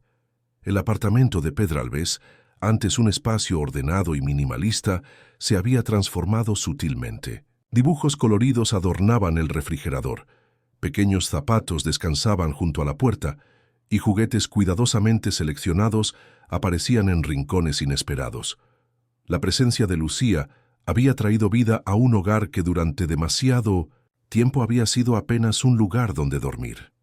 Para Carmen, cada día era un equilibrio entre su trabajo como psicóloga, las interminables reuniones con abogados y servicios sociales, y la adaptación a su nuevo rol como cuidadora temporal. Observaba con satisfacción profesional y personal cómo Lucía florecía lentamente en un entorno seguro. Los terrores nocturnos, frecuentes durante las primeras noches, comenzaban a espaciarse. La niña hablaba más, sonreía más, incluso se permitía pequeños actos de rebeldía infantil que Carmen interpretaba como signos saludables de confianza. Mateo, por su parte, había solicitado una reducción de su jornada laboral para estar más presente. Sus colegas en el estudio de arquitectura lo miraban con asombro, incapaces de reconciliar esta nueva versión de Mateo, que salía puntualmente para recoger a una niña del colegio, que hablaba de proyectos de casas en árboles, que sonreía, sin razón aparente, con el hombre reservado y obsesionado con el trabajo que habían conocido durante años. Isabel Mendoza, la fiscal, se había convertido en una presencia regular en sus vidas. Cada pocos días aparecía con nuevos documentos, nuevas preguntas, nuevas actualizaciones sobre la investigación del Centro Santa Isabel. Los dibujos de Lucía han sido fundamentales, explicó una tarde, mientras revisaban el expediente en la mesa del comedor. La psicóloga forense ha confirmado que muestran patrones consistentes con abuso institucional. Sumados a los testimonios que hemos recogido de otros niños y algunos exempleados, estamos construyendo un caso sólido. ¿Y la directora?, preguntó Carmen, bajando la voz aunque Lucía estaba en su habitación, suficientemente lejos para no escuchar. Isabel frunció el ceño. Doña Eugenia es escurridiza. Tiene conexiones políticas importantes. Está contraatacando con acusaciones de que ustedes manipularon a Lucía, que inventaron todo esto para facilitar una adopción irregular. Mateo dejó escapar una risa sin humor. ¿Acaso hemos ocultado que queremos adoptar a Lucía? Lo hemos declarado abiertamente desde el principio. Ese es precisamente su argumento, señaló Isabel, que tenían un interés personal en desacreditar al centro. ¿Y qué hay del señor Fernández?, insistió Carmen. Lucía lo identificó claramente como la persona que la secuestró del local de Maite. Fernández ha desaparecido, respondió. Isabel con frustración.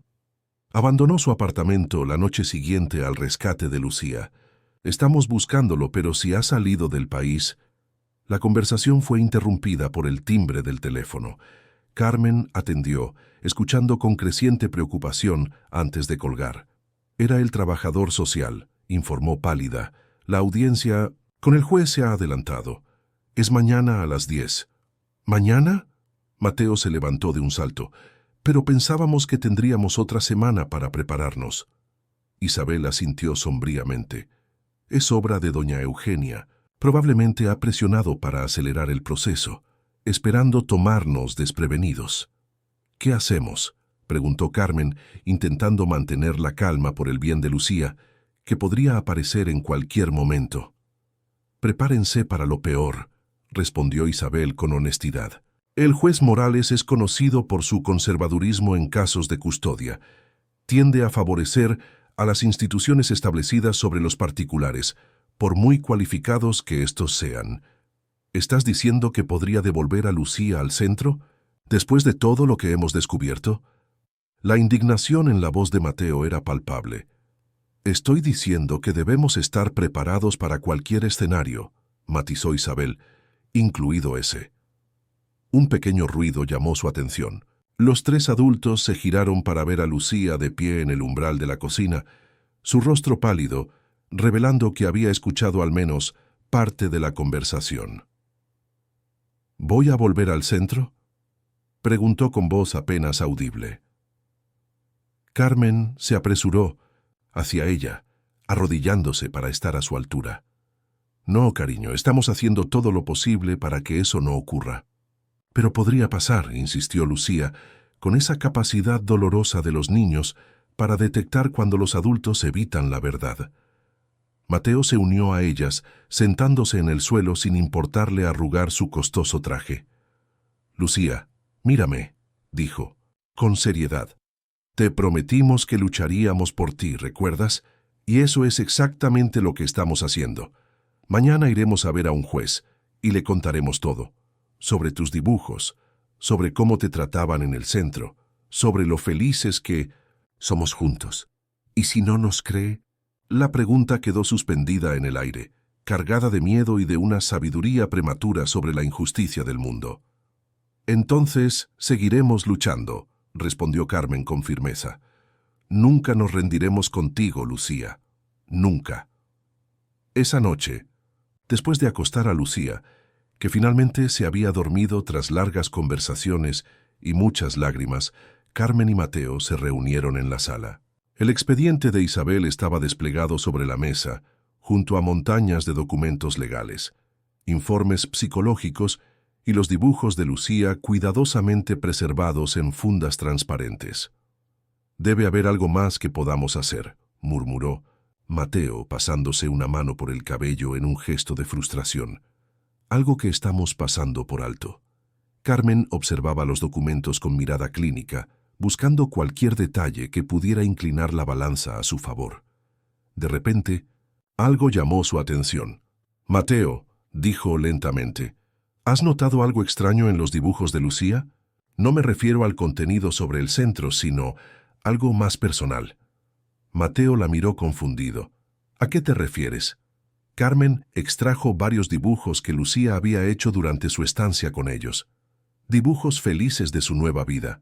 A los tres en el parque, en la cocina preparando galletas, leyendo cuentos antes de dormir.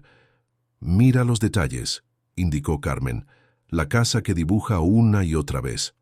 Los objetos específicos. Este reloj de pared, esta lámpara, incluso este patrón, en las cortinas». Mateo estudió los dibujos con creciente perplejidad. «No son de nuestro apartamento», concluyó finalmente. «Nunca hemos tenido estas cosas». «Exacto», asintió Carmen, «y sin embargo los dibuja con una precisión asombrosa, como si los hubiera visto 1000 veces». Un escalofrío recorrió la espalda de Mateo, como si fueran recuerdos, o como si fueran visiones de un lugar que existe pero que ella nunca ha visitado, continuó Carmen, siguiendo una línea de pensamiento que parecía absurda, pero que no podía ignorar. «Mateo, creo que deberíamos mostrarle la casa». No necesitó especificar a qué casa se refería. La casa de Mateo, la que había compartido con su primera familia, la que había mantenido cerrada durante años, incapaz de venderla o de habitarla. «¿Por qué?», preguntó él tensándose visiblemente. «¿Qué tiene que ver con nuestro caso?». «No lo sé», admitió Carmen con honestidad. «Es solo una corazonada, pero mañana nos enfrentamos a la posibilidad real de perder a Lucía. No podemos dejar ninguna piedra sin voltear, por improbable que parezca». Mateo guardó silencio, contemplando los dibujos esparcidos sobre la mesa. Finalmente, con un suspiro profundo, asintió. «De acuerdo. Iremos mañana temprano, antes de la audiencia». La mañana amaneció gris y lluviosa, como si el cielo de Barcelona reflejara la ansiedad que invadía el apartamento. Lucía, vestida, con su mejor conjunto, un vestido azul marino que Carmen había comprado específicamente para la ocasión, desayunaba en silencio, su apetito evidentemente disminuido por los nervios. «Lucía», comenzó Carmen con delicadeza, «antes de ir al juzgado, hay un lugar que queremos mostrarte». La niña levantó la mirada curiosa. «¿Qué lugar?». «Una casa», respondió Mateo intentando mantener un tono casual. «Una casa que me pertenece, pero donde no he vivido en mucho tiempo». El viaje hasta Sant Cugat, en las afueras de Barcelona, transcurrió en un silencio tenso. A medida que se alejaban del bullicio urbano, adentrándose en zonas residenciales más tranquilas, Mateo sentía que su corazón se aceleraba. No había estado allí en años, delegando en una agencia el mantenimiento básico de la propiedad. Finalmente, tras recorrer una calle arbolada, Mateo detuvo el coche frente a una casa de 2 plantas con fachada amarilla y un jardín evidentemente descuidado, pero aún hermoso. Enredaderas cubrían parcialmente las paredes, y un viejo roble proporcionaba sombra a un costado. «Es aquí», anunció con voz tensa. Lucía, que había estado mirando por la ventanilla con creciente interés, de repente se quedó muy quieta. Sus ojos se abrieron enormemente, y su rostro palideció de forma alarmante. «Lucía», Carmen se giró preocupada. «¿Estás bien?» «La casa», susurró la niña, «es la casa de mis dibujos». Mateo y Carmen intercambiaron una mirada de asombro. Habían sospechado alguna conexión, pero la confirmación directa de Lucía era impactante. «¿Quieres entrar?», preguntó Mateo suavemente. Lucía asintió, aunque parecía casi en trance. Bajaron del coche y se acercaron a la entrada.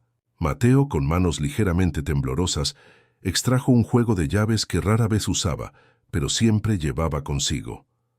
El interior estaba exactamente como lo había dejado años atrás. Muebles cubiertos con sábanas blancas, como fantasmas silenciosos. Paredes que alguna vez fueron luminosas, ahora apagadas por el tiempo y la ausencia. Fotografías boca abajo, incapaz de mirarlas durante su última visita. Lucía caminaba lentamente, como si reconociera cada rincón. Se detuvo frente a una puerta cerrada, mirándola fijamente.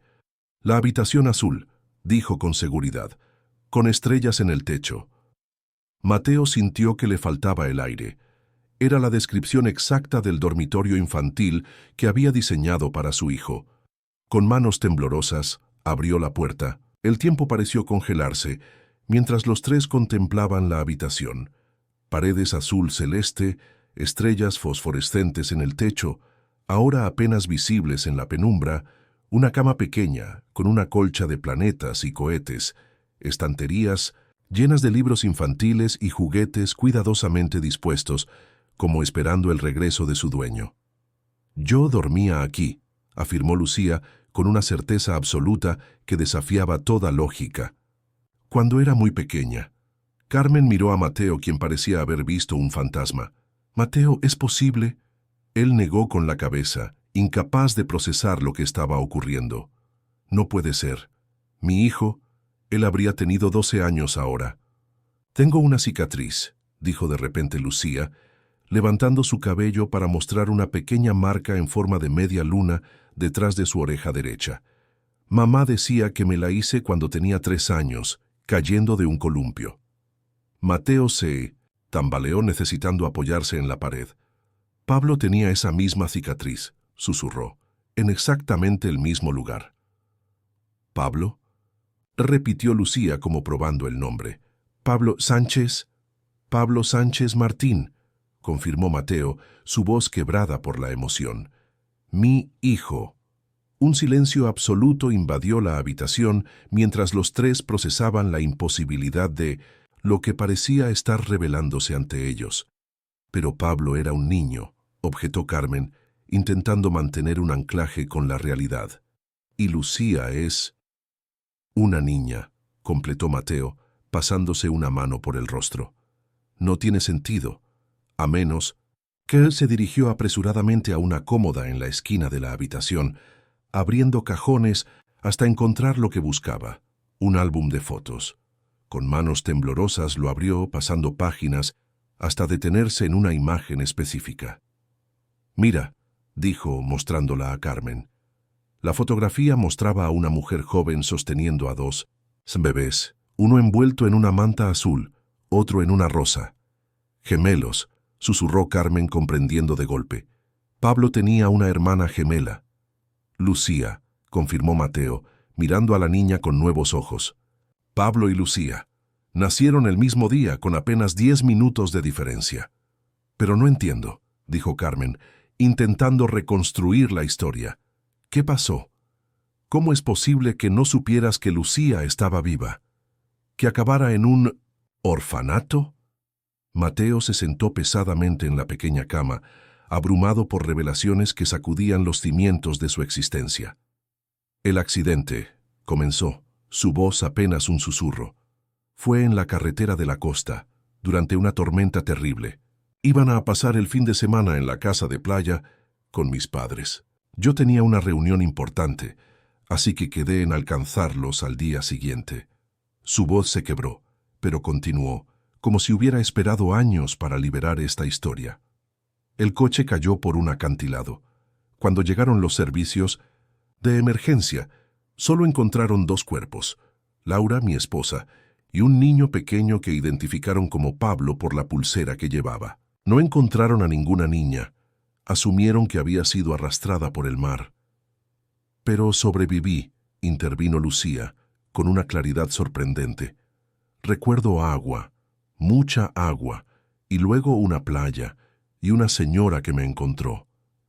Debiste ser arrojada del coche antes de que cayera, teorizó Carmen. Y alguien te encontró en la playa, pero en vez de reportarlo, me llevaron al orfanato, completó Lucía. Dijeron que me habían encontrado abandonada, que nadie me quería. Mateo se arrodilló frente a Lucía, lágrimas corriendo libremente por su rostro. No es verdad, nunca fuiste abandonada, nunca dejaste de ser amada. Simplemente no sabíamos que estabas viva. Te buscamos, Lucía, durante semanas, meses, buzos, helicópteros, voluntarios peinando kilómetros de costa. Con manos temblorosas, sacó su cartera y extrajo una fotografía gastada. Una niña pequeña con grandes ojos oscuros y cabello negro. La misma Lucía, 5 años atrás. Siempre te llevé conmigo, dijo, mostrándosela. Siempre. Lucía tomó la fotografía, estudiándola con asombro. Luego, lentamente, como siguiendo un instinto más que un recuerdo consciente, se acercó a Mateo y lo abrazó. Fue un abrazo tímido al principio, como probando terreno desconocido, pero cuando Mateo la envolvió en sus brazos, algo pareció ya encajar perfectamente. Carmen observaba la escena con lágrimas silenciosas, sintiendo que estaba presenciando algo milagroso. Un círculo que se cerraba, una herida que comenzaba a sanar después de años de dolor. El sonido de su teléfono móvil rompió el momento. Era Isabel. Carmen, ¿dónde están? La audiencia comienza en 20 minutos. Carmen miró su reloj con alarma. En la intensidad del descubrimiento habían perdido la noción del tiempo. Vamos en camino, respondió rápidamente. Y Isabel, tenemos nueva información. Información que lo cambia todo. El trayecto hacia el juzgado fue una carrera contrarreloj. Carmen llamó a Isabel nuevamente, explicándole a toda prisa los descubrimientos, mientras Mateo conducía con una determinación feroz, ocasionalmente mirando por el retrovisor a Lucía, como temiendo que desapareciera si apartaba la vista. Demasiado tiempo. Llegaron al imponente edificio judicial con apenas minutos de margen. Isabel los esperaba en la entrada, su expresión una mezcla de incredulidad y esperanza cautelosa. ¿Están seguros de esto?, preguntó, mientras caminaban apresuradamente por los pasillos de mármol. Es una historia extraordinaria, sin pruebas, concretas. Tenemos las fotografías, respondió Mateo. La cicatriz, los registros médicos de los gemelos deben estar archivados en alguna parte, y podemos solicitar pruebas de ADN. No habrá tiempo para eso hoy, advirtió Isabel. El juez tomará una decisión sobre la custodia, basándose en la evidencia disponible ahora mismo. Se detuvieron frente a las puertas de la sala de audiencias. Dentro podían ver a doña Eugenia y su abogado proyectando confianza y autoridad. Lucía, dijo Carmen, agachándose para mirarla a los ojos. Pase lo que pase ahí dentro, quiero que recuerdes algo. Eres amada, siempre lo has sido y siempre lo serás. Lucía asintió solemnemente, apretando la mano de Mateo con fuerza. Por primera vez desde que la conocían, su rostro reflejaba algo nuevo, un sentido de pertenencia, de identidad recuperada. Las puertas se abrieron y los tres entraron juntos, como la familia que acababan de descubrir que siempre habían sido. Lo que no sabían, mientras avanzaban hacia su destino, era que estaban a punto de enfrentarse a la prueba más difícil de todas. Porque doña Eugenia, sintiendo que perdía control sobre la situación, había preparado su propia sorpresa, una que amenazaría no solo la custodia de Lucía, sino la libertad misma de Mateo y Carmen. El juez Morales, un hombre severo de cabello blanco y expresión impenetrable, los observaba desde su estrado. El momento de la verdad había llegado, y con él, la batalla final por el futuro de una familia que había estado fragmentada durante demasiado tiempo. La sala del juzgado se sumió en un silencio absoluto cuando Isabel Mendoza expuso la extraordinaria revelación ante el juez Morales. El magistrado, conocido por su imperturbabilidad, ajustó sus gafas con gesto incrédulo mientras estudiaba las fotografías y documentos que la fiscal presentaba apresuradamente. «Señoría», continuó Isabel, «solicitamos tiempo adicional para realizar pruebas de ADN que confirmarán sin lugar a dudas que Lucía Navarro es, en realidad, Lucía Sánchez Martín, hija biológica de Mateo Sánchez, erróneamente declarada desaparecida hace 5 años tras el trágico accidente que sufrió. Su familia». Doña Eugenia, sentada con rigidez al otro lado de la sala, intercambió miradas tensas con su abogado. El giro inesperado había alterado visiblemente su estrategia cuidadosamente planeada. «Esto es absurdo», intervino el abogado del centro, un hombre de rostro afilado y maneras agresivas. «Una historia fabricada en el último momento para manipular a la decisión de su señoría. Debemos creer que por pura casualidad esta niña resultó ser la hija perdida del señor Sánchez». «No fue casualidad», respondió Carmen con voz firme desde su asiento. Lucía dibujaba constantemente una casa específica, con detalles que no podría conocer. Era la casa donde vivió sus primeros años, aunque no pudiera recordarlo conscientemente. El juez Morales observó a Lucía, que permanecía sentada entre Mateo y Carmen, inusualmente serena para una niña en medio de un procedimiento tan tenso. «Lucía», dijo el juez, suavizando su tono habitualmente severo, «¿comprendes lo que está ocurriendo aquí?» La niña asintió. «Están decidiendo si puedo quedarme con mi verdadero papá». La sencillez de su respuesta pareció conmover incluso al experimentado magistrado. «¿Y tú qué piensas sobre eso?», preguntó. Lucía miró a Mateo brevemente antes de responder. «Creo que siempre supe que me estaban esperando en alguna parte. Por eso dibujaba esa casa. Por eso nunca me sentí como en casa en el centro, por más que la directora dijera que era donde pertenecía». El juez asintió pensativamente, pero el abogado del centro no estaba dispuesto a ceder tan fácilmente.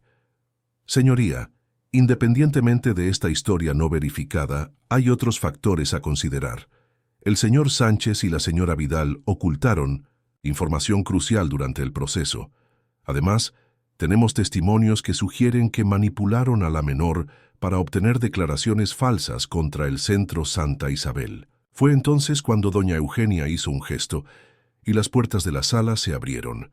Eduardo Fernández, el subdirector desaparecido, entró escoltado por un hombre que claramente no era oficial de policía. El pánico cruzó el rostro de Min Moensin, Lucía, que instintivamente se acercó más a Carmen. «Señoría», sonrió doña Eugenia con falsa cortesía, «hemos localizado al señor Fernández, quien puede atestiguar sobre la verdadera naturaleza de las acusaciones contra nuestro centro». Isabel se levantó inmediatamente. «Protesto, señoría. El señor Fernández es sospechoso de secuestro y maltrato infantil. Su presencia aquí como testigo es completamente inapropiada». «Señoría», contrarrestó el abogado del centro, «el señor Fernández simplemente cumplía con su deber de recuperar a una menor bajo la custodia legal del centro, y está aquí para desmentir las falsas acusaciones de maltrato». El juez Morales, evidentemente irritado por el giro caótico que estaba tomando la audiencia, golpeó su martillo. «Suficiente. Esto se está convirtiendo en un circo». Miró a Lucía, quien se había encogido visiblemente ante la presencia de Fernández. «Voy a hablar con la menor en privado, en mi despacho. Solo la fiscal Mendoza estará presente como observadora neutral». La directora del centro comenzó a protestar, pero la mirada del juez la silenció. «Mi decisión es final. Esta audiencia se suspende por 30 minutos». Mientras Lucía seguía al juez y a Isabel fuera de la sala, Mateo y Carmen intercambiaron miradas de preocupación. Todo dependía ahora de lo que Lucía pudiera comunicar sin su presencia protectora. «Va a estar bien», murmuró Carmen, apretando la mano de Mateo. «Isabel cuidará de ella».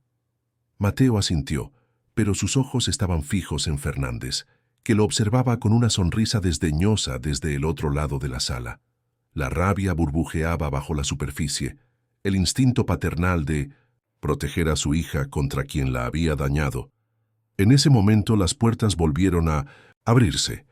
Una mujer de mediana edad entró apresuradamente, seguida por un hombre con uniforme de la Guardia Civil.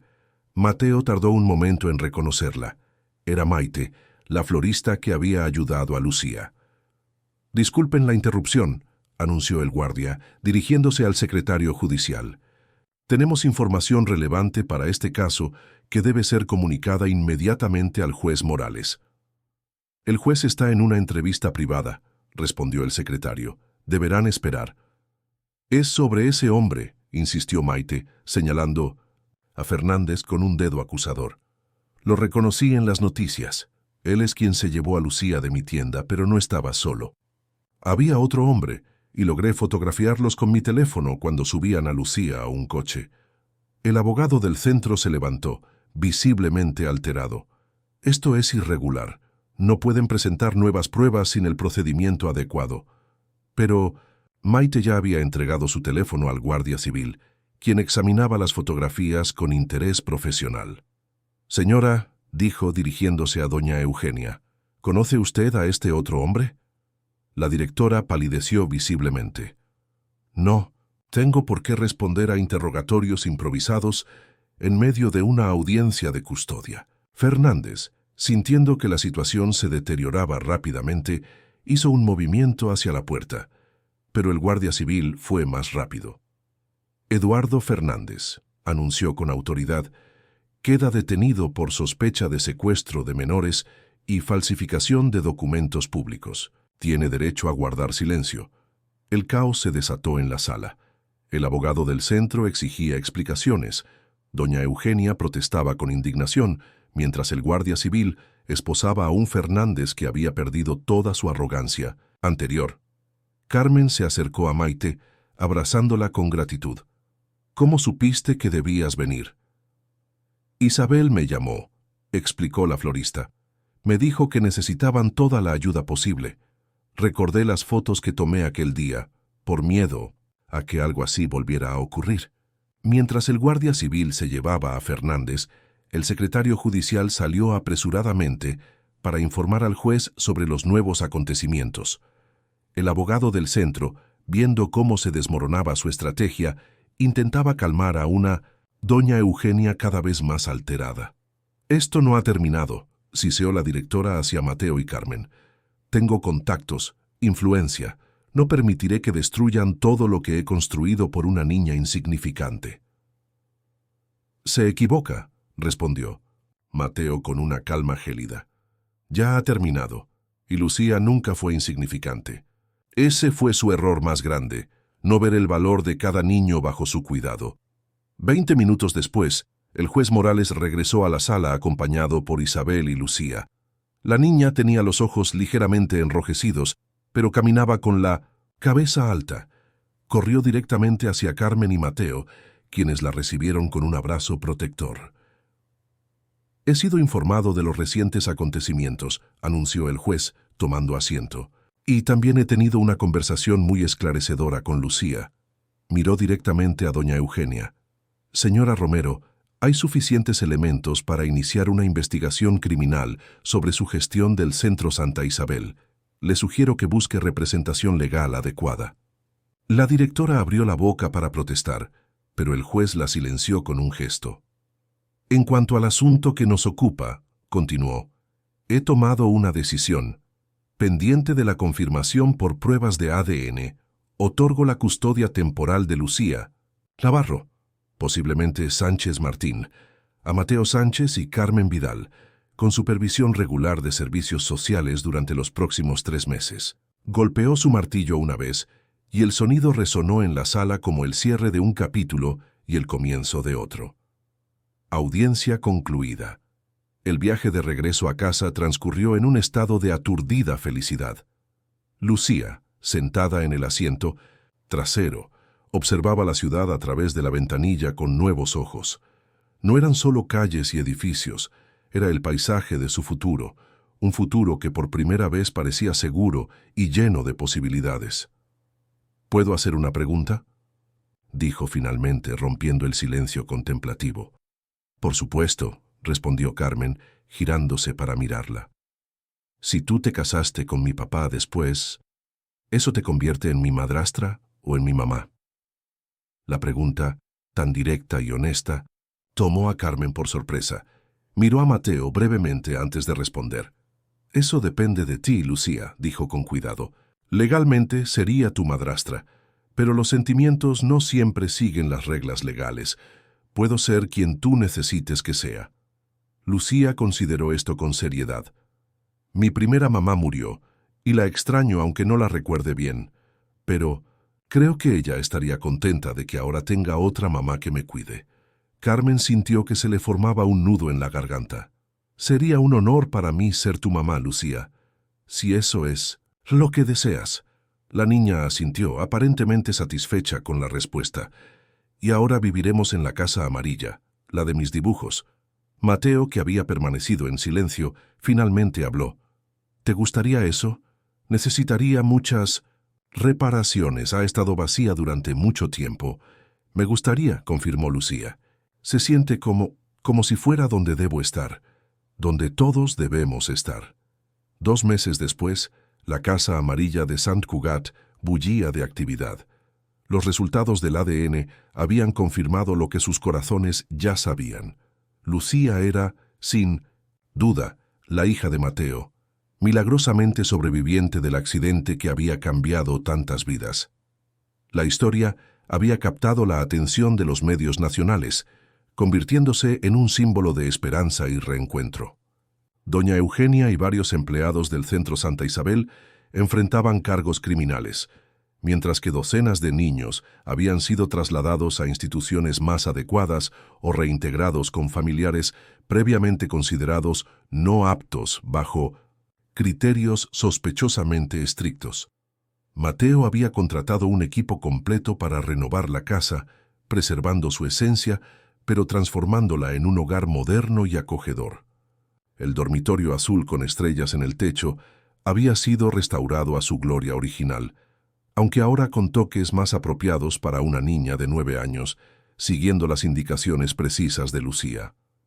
Carmen había tomado una excedencia de su trabajo clínico para dedicarse completamente a la adaptación familiar, aunque seguía colaborando con Isabel en la reforma del sistema de protección infantil, utilizando el caso del Centro Santa Isabel como catalizador para cambios más amplios. Esa tarde particular, mientras Mateo trabajaba en el jardín y Carmen preparaba la merienda, Lucía estaba sentada bajo el viejo roble, dibujando con la concentración absoluta que la caracterizaba. A su lado, un pequeño altar improvisado contenía fotografías de su madre biológica y de su hermano Pablo, a quien había empezado a conocer a través de historias y recuerdos compartidos. Carmen salió al jardín con una bandeja de zumos y galletas, observando con ternura la escena. La transformación de Lucía en estos meses era asombrosa. Sus pesadillas habían disminuido, su confianza había florecido, y su risa, una risa clara y cristalina que al principio surgía raramente, ahora llenaba la casa con regularidad. ¿Qué estás dibujando?, preguntó sentándose junto a ella en la hierba. Lucía le mostró el dibujo con orgullo. Ya no eran trazos infantiles, sus habilidades artísticas se habían desarrollado rápidamente bajo la tutela de un profesor especializado. El dibujo mostraba la casa amarilla, con sus 3 habitantes actuales en el jardín, pero también incluía figuras translúcidas, como fantasmas benevolentes que observaban desde un costado. Laura y Pablo. Es nuestra familia completa, explicó Lucía. Los que estamos aquí y los que nos cuidan desde otro lugar. Carmen abrazó a la niña, conmovida por su profunda percepción. Es precioso, cariño, y muy cierto. Mateo se unió a ellas, secándose el sudor de la frente después de su trabajo, en el jardín. Observó el dibujo en silencio, sus ojos humedeciéndose ligeramente. «Papá», dijo Lucía, utilizando la palabra que aún sonaba nueva y preciosa para ambos, «¿crees que algún día podré recordar todo?» Sobre antes del accidente, quiero decir. Mateo se arrodilló frente a ella, tomando sus pequeñas manos entre las suyas. «No lo sé, Lucía. Los recuerdos son extraños. A veces vuelven, a veces no. Pero incluso si no puedes recordar con tu mente, tu corazón nunca olvidó. Eso es lo que te trajo de vuelta a nosotros». La niña asintió, procesando sus palabras con esa seriedad reflexiva que a veces hacía olvidar que solo tenía 9 años. «Estaba pensando», continuó Mateo, cambiando a un tono más ligero, «que podríamos hacer una fiesta este fin de semana. Para celebrar oficialmente nuestro nuevo comienzo, podríamos invitar a Isabel, a Maite, a tus nuevos amigos del colegio. Y a abuela Elena», añadió Lucía con entusiasmo, refiriéndose a la madre de Mateo, quien, tras el shock inicial de descubrir que su nieta estaba viva, se había convertido en una presencia constante y amorosa en sus vidas. «Por supuesto», sonrió Carmen, una verdadera celebración familiar. Mientras planificaban la fiesta, sugiriendo comidas, decoraciones y actividades, el teléfono de Carmen sonó. Era Isabel. «¿Carmen? Tengo noticias», anunció la fiscal sin preámbulos. «El juez ha firmado la resolución final. La adopción está completada. Oficialmente Lucía es vuestra hija a todos los efectos legales». Carmen contuvo la respiración, mirando a Mateo y Lucía, quienes conversaban ajenos a la trascendental noticia. «¿Y su apellido?» «Sánchez Vidal», respondió Isabel. «¿Cómo solicitasteis? Aunque legalmente podría recuperar Sánchez Martín, entiendo que quisierais este nuevo apellido para simbolizar vuestra nueva familia». «Gracias, Isabel», dijo Carmen, su voz quebrada por la emoción. «Por todo». Al colgar, se unió a Mateo y Lucía bajo el roble, sus ojos brillantes de lágrimas contenidas. «Era Isabel», anunció. «Todo está finalizado. Somos oficialmente una familia, para siempre». Lucía saltó con un grito de alegría, abrazando primero a Carmen y luego a Mateo, quien la levantó en el aire haciéndola girar como cuando era muy pequeña. «Lo sabía», exclamó la niña. «Sabía que este era mi lugar, que vosotros erais mi familia». Esa noche, después de que Lucía se durmiera en su habitación de estrellas, Mateo y Carmen permanecieron en el porche, contemplando el jardín iluminado por la luna. La brisa suave mecía las flores recién plantadas, y en la distancia, las luces de Barcelona titilaban como estrellas caídas. «¿Crees que siempre será así de perfecto?», preguntó Carmen, apoyando su cabeza en el hombro de Mateo. Él sonrió, entrelazando sus dedos con los de ella. «No, habrá días difíciles. Lucía tendrá que procesar muchas cosas a medida que crezca. Nosotros también, pero estaremos juntos para enfrentarlo». Carmen asintió, comprendiendo la profunda verdad en sus palabras. La perfección no estaba en la ausencia de problemas, sino en la certeza de no enfrentarlos solos. «¿Sabes que me dijo Lucía hoy mientras la arropaba?», comentó. «Dijo que creía que su mamá y su hermano nos habían encontrado, que ellos la guiaron hasta nosotros, a través de sus dibujos». Mateo guardó silencio un momento, contemplando el cielo estrellado. «Quizás tenga razón. Hay muchas cosas que no podemos explicar, como el hecho de que, de todas las calles de Barcelona, yo eligiera caminar precisamente por aquella donde una pequeña artista vendía sus dibujos bajo la lluvia». «Un dibujo que cambió 3 vidas», sonrió Carmen. «Y formó una familia», completó Mateo. En la habitación azul, Lucía dormía profundamente, rodeada de estrellas que brillaban suavemente en la oscuridad. En su mesita de noche, un nuevo dibujo aguardaba el amanecer. Una familia completa, reunida por fin, bajo el techo de una casa amarilla que había esperado pacientemente su regreso. Y así, en una tranquila noche barcelonesa, 3 corazones que habían conocido la pérdida, la soledad y el dolor, latían ahora al unísono, cada uno encontrando en los otros la pieza que faltaba para estar completo. No era el final de su historia, sino apenas el comienzo de un nuevo capítulo, escrito con los colores vibrantes de la esperanza, el perdón y el amor incondicional que solo